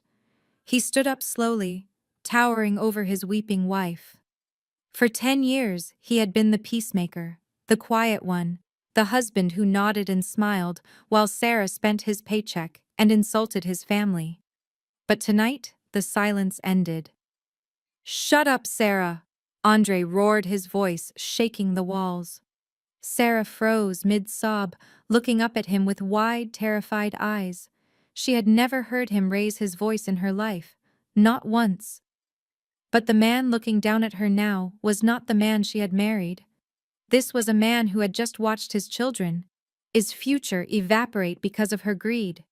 "Do not you dare blame Jasmine," Andre said, his voice dropping to a low, dangerous rumble. "Jasmine is the victim here. Jasmine is the one who was attacked. Jasmine is the one who figured it out while you were busy measuring drapes for a house we cannot afford. You want to know where the money went, Sarah? It did not go to crypto. It went to a handbag for a mistress. It went to a hotel suite in Paris. And you gave it to him." "I was trying to help us," Sarah stammered, shrinking back against the sofa. "I wanted us to have more. Andre, I wanted us to be like them, to be successful." "No," Andre cut her off. Stepping closer, "You wanted to be famous. You wanted the image. You wanted to post about Black excellence on Instagram while looking down your nose at my sister. You called her crazy. Sarah, you stood in this room yesterday and told her she was off her meds while she was trying to save us. You let a con man steal our kids' college fund because he flattered you." He reached down and picked up the iPad, turning off the stream. The image of the empty stage faded to black, leaving them in the dim room. "The money is gone," Andre said, his voice flat and cold. "And honestly, I do not care about the money. I can work. I can save, but I cannot get back the respect I lost for you. You chose a thief over family, Sarah. You chose greed over loyalty. And now we have nothing. I hope the likes on Facebook were worth it because that is all you have left." He turned his back on her and walked out of the room, ignoring her wails as she curled into a ball on the floor. He walked straight to the twins' bedroom and opened the door, watching them sleep innocent and unaware that their parents' American dream had just turned into a nightmare. The handcuffs clicked shut on Terrence's wrists in Paris at midnight, but in Atlanta it was still business hours, and my lawyer was ready to strike. Alan had been sitting in his office with a drafted emergency injunction waiting for my signal. The moment I texted him the photo of Terrence being led away by Interpol, he filed the motion. The legal system usually moves at a glacial pace, but when you have a signed confession from a co-conspirator and an active extradition order for international wire fraud, judges tend to move a lot faster. By the time Terrence was being booked into a French holding cell, his assets in America were frozen solid. We didn't just lock the accounts, we seized control of the narrative. The key to everything was Tyrell. Sitting in that interrogation room in Atlanta, he had provided the smoking gun. He admitted on record that he was the one who walked into the bank, branches wearing Terrence's suits. He admitted that he was the one who forged my signature on the home equity line of credit documents. He described exactly how they practiced my signature for hours until he could replicate it perfectly. That confession was the golden ticket. It proved that the debts were not marital liabilities. They were the result of criminal identity theft. The bank could not hold me responsible for a loan taken out by a stranger pretending to be my husband. I walked into the main branch of First National 3 days after I returned from Paris. Mr. Henderson, the branch manager who had previously dismissed my concerns with a condescending smile, looked like he was about to have a heart attack. I didn't yell. I didn't make a scene. I simply placed a heavy binder on his mahogany desk. Inside was the police report, the affidavit from Tyrell, and a letter from the district attorney. I told him he had two choices. He could admit that his bank failed its security protocols and allowed a fraudster to drain my life savings. Or he could explain to the press why First National was facilitating international money laundering. He chose the first option. The reversal was immediate and satisfying. I watched the computer monitor as the transactions were voided one by one. The $50,000 wire transfer to the Cayman Islands bounced back. The unauthorized withdrawal for the engagement ring returned. The retirement fund was restored to its original balance with interest. The bank absorbed the losses, terrified of the lawsuit I was ready to file. But the most important victory was the house. The fraudulent second mortgage that Tyrell had signed for was declared null and void. The lien was lifted. The threat of foreclosure evaporated into thin air. Drove home that afternoon and stood in the driveway looking at the house I had fought so hard to keep. It was still standing. The windows were dark, but the red seizure notice was gone. I walked to the front door and keyed in my code. The lock chirped a happy, welcoming sound. I stepped inside and took a deep breath. The house smelled of lemon polish and silence. It was no longer a prison or a crime scene. It was my sanctuary again, and this time I held the only key. The visiting room at Fleury-Mérogis prison was a world away from the gilded ballrooms of Paris. It was cold, sterile, and smelled faintly of bleach and unwashed bodies. I sat on a bolted metal stool, my hands folded calmly on the scratched ledge of the plexiglass divider. It had been 7 days since the gala, 7 days since the applause turned into handcuffs, 7 days since I became a free woman. When the heavy steel door buzzed open and the guard let him in, I almost did not recognize the man who walked toward me. The bespoke tuxedo was gone, replaced by a shapeless gray prison uniform that hung loosely on his frame. His beard, usually trimmed to the millimeter, was scruffy and unkempt, growing in patchy and wild. But it was his eyes that had changed the most. The arrogance was gone, extinguished like a candle leaving behind a desperate, terrified hollow. He sat down heavily and picked up the black phone receiver, his hand trembling so hard the cord shook. "Jasmine," he choked out, his voice, tinny and distorted through the speaker. "Thank God you came. I knew you would come. You are the only one who cares about me. You have to get me out of here." "The conditions. Jasmine, you cannot imagine. They treat me like an animal. You have to call the embassy. You have to post bail. I know you got the money back. I know the bank restored the funds. You can afford it." I did not say a word. I just watched him squirm, analyzing him like a bug pinned under glass. Seeing that his demands were not working, he switched tactics instantly. The anger evaporated, replaced by a weeping, pitiful vulnerability that I had seen him use 1,000 times to get his way. Tears began to stream down his face, tracking through the grime on his cheeks. "Baby, please listen," he sobbed, pressing his forehead against the cold glass. "I know I messed up. I know it looks bad. But you have to understand where I came from. The system broke us, Jasmine, me and Tyrell. We were just kids, separated and tossed aside. I was so scared of being poor again. I was scared of ending up like him, eating out of trash cans. Everything I did it because I was terrified. I wanted to be the man you deserved. I wanted to give you the world, and I panicked." He looked up at me, his eyes pleading, searching for a crack in my armor, seeking the soft-hearted woman he had married. "We are husband and wife. Jasmine," he whispered, "in sickness and in health. Remember you vowed before God. You cannot leave me here to rot.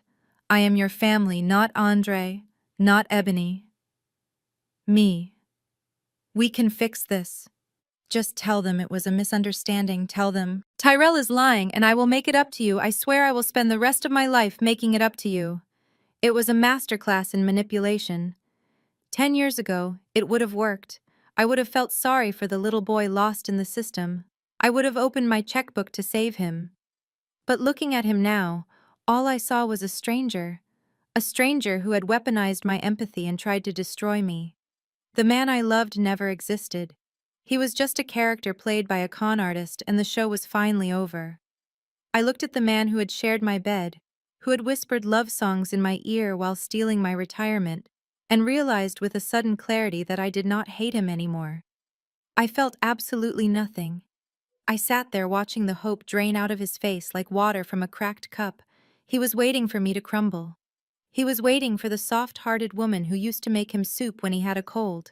But that woman was gone, burned away by the fires he had lit.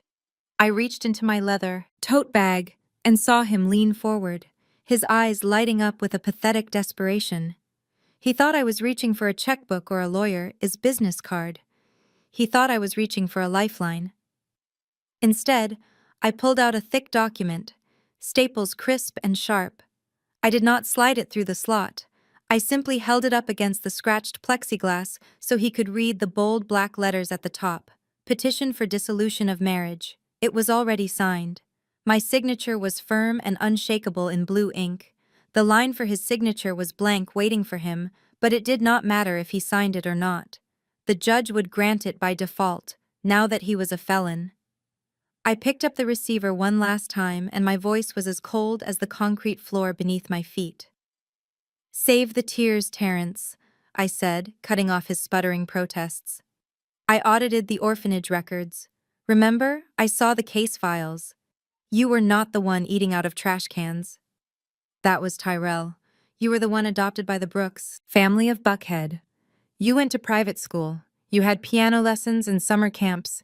You had every advantage in the world, and you threw it away because you were too lazy to work for it. You are not poor because of your circumstances, Terrence. You are poor because of your character. You are spiritually bankrupt." He flinched, as if I had slapped him. His mouth opened and closed, but no lies came out. "And do not count on family loyalty to save you." I continued, leaning in closer so he could see the absolute lack of pity in my eyes. "I spoke to the district attorney in Atlanta this morning. They are cutting Tyrell a deal. He is not going to prison for the arson. He is getting 3 years of probation and a fresh start. In exchange, he is testifying against you. He is giving them everything. The voice memos, the forged documents, the history of every scam you pulled since college. He is going to be the nail in your coffin." Terrence turned a sickly shade of gray, gripping the counter for support. "The charges are federal, Terrence wire fraud, identity theft, money laundering across international borders. The prosecutor is not looking for a plea bargain. He is looking to make an example out of you. They are asking for 20 years. You will be 55 years old when you walk out of a cell. You will have nothing. No money, no youth, no looks, and no wife." I stood up, smoothing my skirt. I did not feel sad. I did not feel angry. I felt light, weightless, unburdened for the first time in years. "Good luck with the appeal," I said simply. I hung the phone back on the cradle, cutting the connection with a final decisive click. I did not look back as I walked toward the heavy steel door. I could see him screaming silently behind the glass, pounding on the barrier. But he was already a ghost to me, a bad memory fading in the rearview mirror. I walked out into the bright French sunlight, took a deep breath of fresh air, and hailed a taxi to the airport. I was going home. Revenge is a forest fire that consumes everything in its path, burning the innocent alongside the guilty, leaving nothing but ash behind. Justice is different. Justice is a scalpel. It cuts out the rot, but it spares the healthy tissue. I stood in the hallway of the Fulton County Courthouse, watching the bailiffs lead Tyrell away. He was not walking free, but he was not walking into a cage for the rest of his life, either. I had kept my word. I sat in the judge's chambers with the district attorney, and I advocated for him. It was a complicated conversation. The prosecutor wanted to throw the book at both brothers, to make a headline, but I refused to let that happen. I explained that while Tyrell was a criminal, he was also a victim of his brother's manipulation. He had been weaponized, abused, and discarded. I argued that cooperation should have currency, that the truth had to be worth something, or no one would ever tell it again. The judge agreed, but he was firm. Tyrell had still broken the law. He had impersonated me. He had forged documents and he had stood in my living room with a gas can threatening to burn down my home. There had to be consequences. I did not argue with that. I did not want him to walk away thinking he was a hero. I wanted him to understand that actions have weight. The sentence was 18 months in a minimum security facility followed by 3 years of probation. The court mandated intensive drug rehabilitation and enrollment in a vocational training program. It was a sentence designed to build a man, not destroy him. I saw Tyrell just before they loaded him into the transport van. He looked different. The orange jumpsuit was the same, but the hunch in his shoulders was gone. He looked me in the eye for the first time without shame or defiance. Why, he asked, his voice raspy from years of smoke. Why did you help me? I terrorized you, Jasmine. I was going to burn your house down, because you told the truth, I said simply.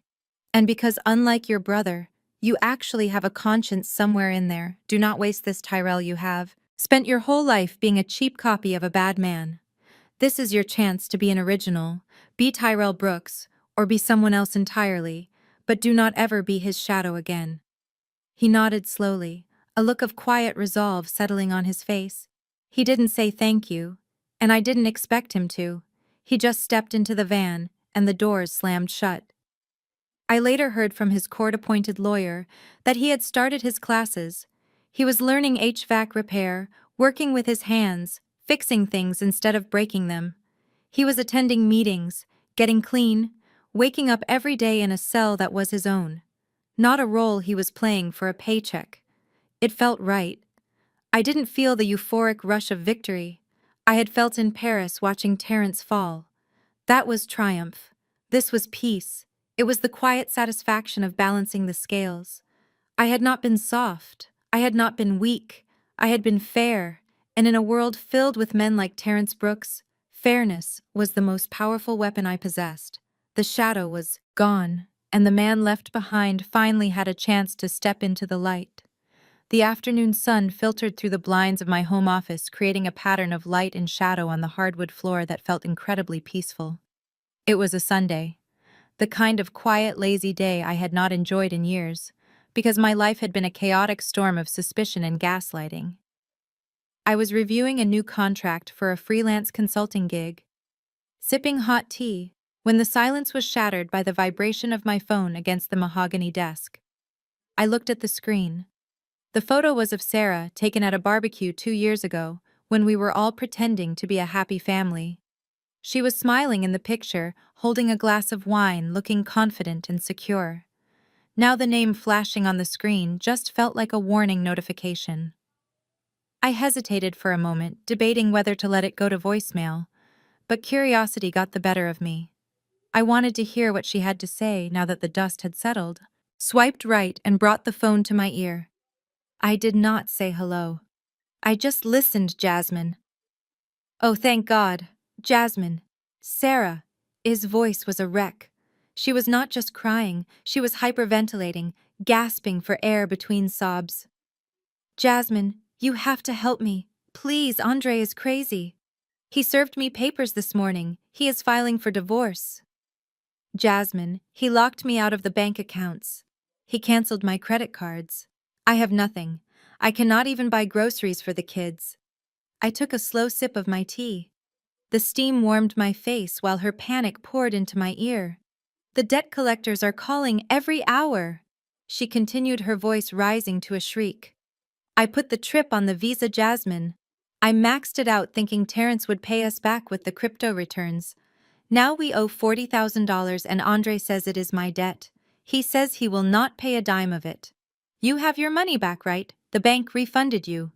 You are flush again. I just need a loan. Jasmine. Just until I get back on my feet. We are family. You cannot let your nieces starve. I set the teacup down on the coaster with a soft clink. The audacity was almost impressive. She was using the children as human shields, trying to manipulate the aunt who had always been the soft touch. But I was not soft anymore. I was forged in fire. Family, I said, my voice calm and steady, completely at odds with her hysteria. That is an interesting word, Sarah. I seem to remember. You had a different definition of family a few weeks ago. Jasmine, please, she wailed. Do not do this? No, Sarah. You listen, I said, leaning back in my chair. I remember standing in my kitchen trying to show you the discrepancies in the bank statements. I was terrified. I was losing my mind. And do you remember what you said to me? You rolled your eyes. You laughed. You told Andre that I was paranoid. You said I was jealous of your lifestyle. You said I was a bitter woman who could not stand to see her husband succeed. You even suggested I needed to go back on medication. There was a silence on the other, and a heavy, suffocating silence where I knew she was remembering every cruel word she had spoken. You were so sure of yourself, Sarah, I continued, my voice hardening. You thought you were the smart one, the sophisticated one. You looked down on me because I was an auditor, because I was careful. You called me boring. Well, that boring, paranoid woman just got her house back, and her dignity back. But I'm sorry, she whispered, a weak, pathetic sound. You are not sorry you hurt me. Sarah, I said coldly, you are sorry the gamble did not pay off. You are sorry you are broke. If Terrence had actually been rich, you would still be laughing at me right now. So here is my answer. No. Jasmine, please, she begged, desperation creeping back in. Use that superior intellect of yours, I said, cutting her off. You were so confident when you were spending money you did not have. Use that same energy to go get a job and earn it back. Do not call me again. I pulled the phone away from my ear, ignoring the sound of her calling my name. I pressed the red button, ending the call. Then I tapped the small icon next to her name and scrolled down to the bottom of the menu. Block caller. The phone went silent. The screen went dark. I took another sip of my tea and turned back to my contract. The sun was still shining, and for the first time in a long time, my life was entirely my own. The sunlight hit the cobblestones of the Rue Claire differently than it did a year ago. Back then, the city felt gray and cold, a backdrop for a war zone. Today, it looked like a painting washed in gold and smelling of roasted coffee and freedom. I sat at a small round table outside a bistro, the iron cool against my arm, watching the Parisians walk by with their baguettes and their effortlessly chic scarves. Across from me, Ebony was tearing into a croissant, flakes of pastry falling onto the table like snow.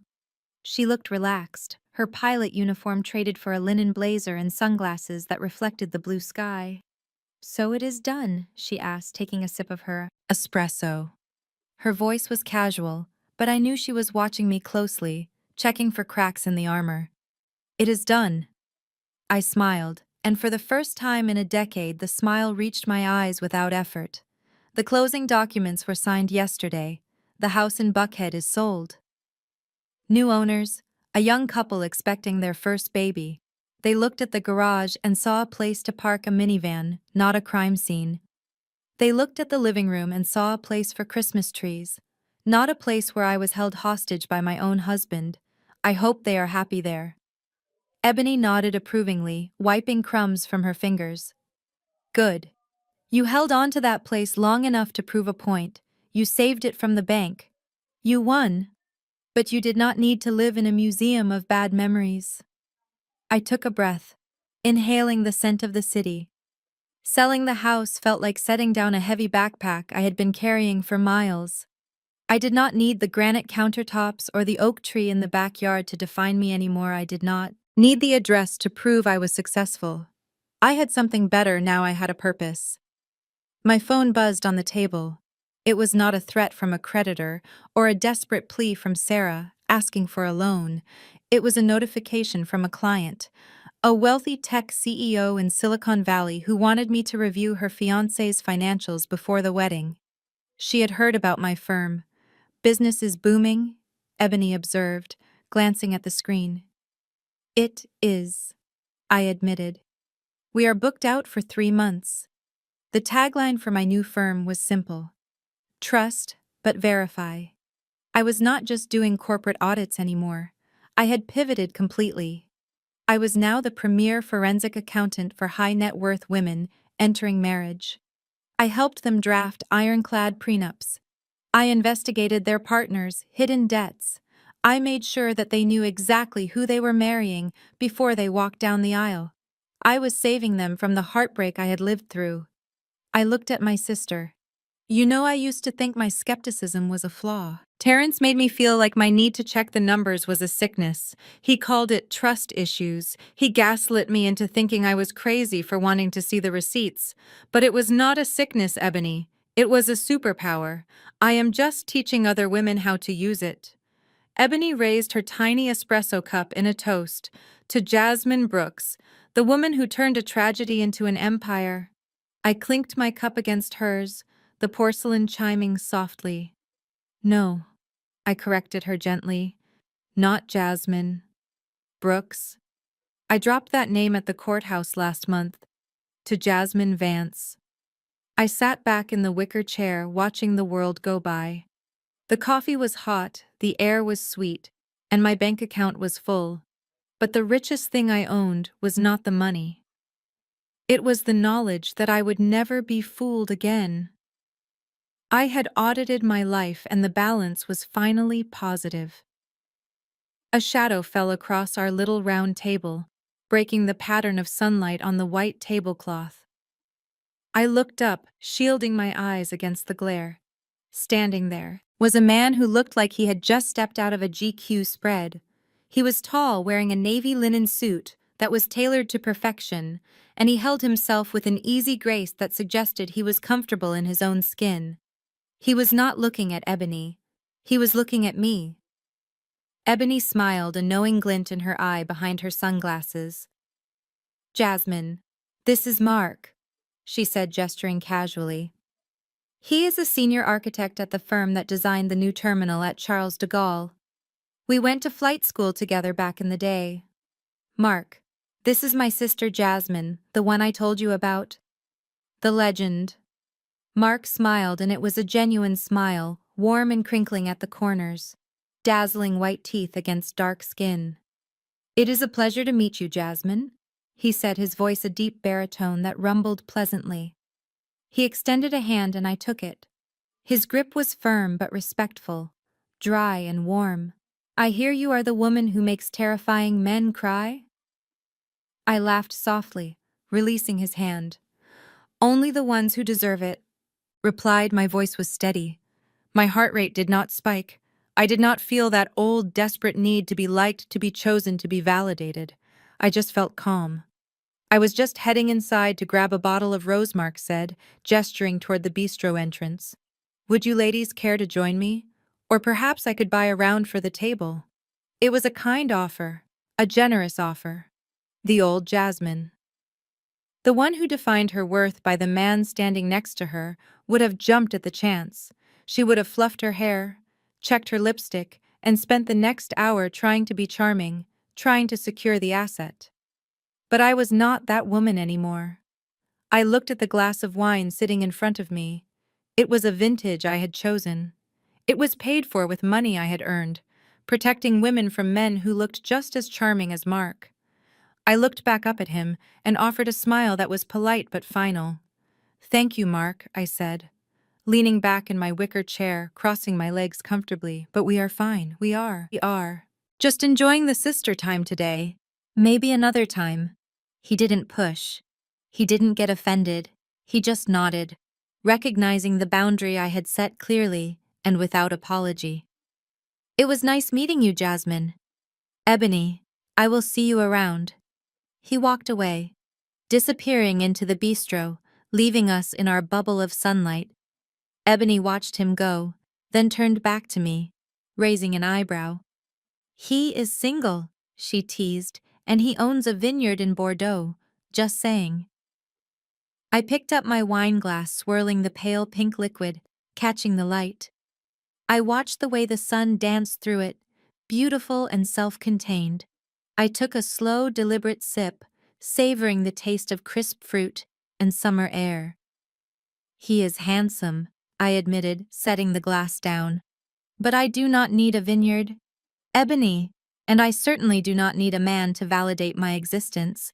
I spent 10 years trying to be the perfect wife for a man who turned out to be a mirage.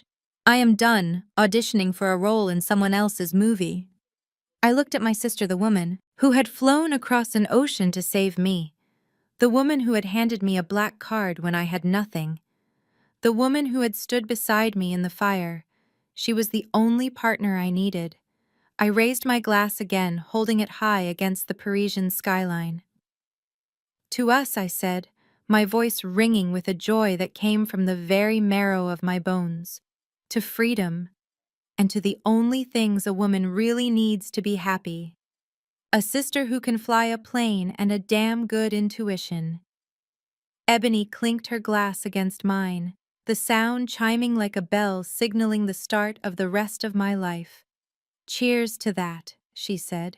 We drank the wine and laughed, and the sound drifted up into the blue sky, free and untethered, finally belonging to no one but ourselves. The most profound lesson from Jasmine's journey is that intuition is not paranoia. It is a survival instinct that demands to be heard. We often silence our gut feelings to maintain the illusion of peace, but true security comes from the courage to face uncomfortable truths.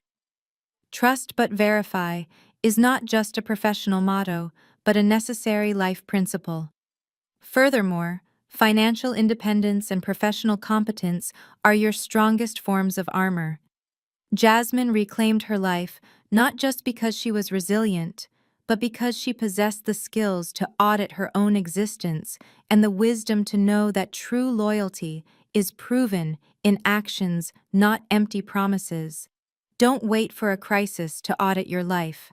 Trust your gut, secure your independence, and never let anyone gaslight you out of your own reality. If Jasmine's resilience inspired you to take back your power, hit like and subscribe because your truth is always worth fighting for.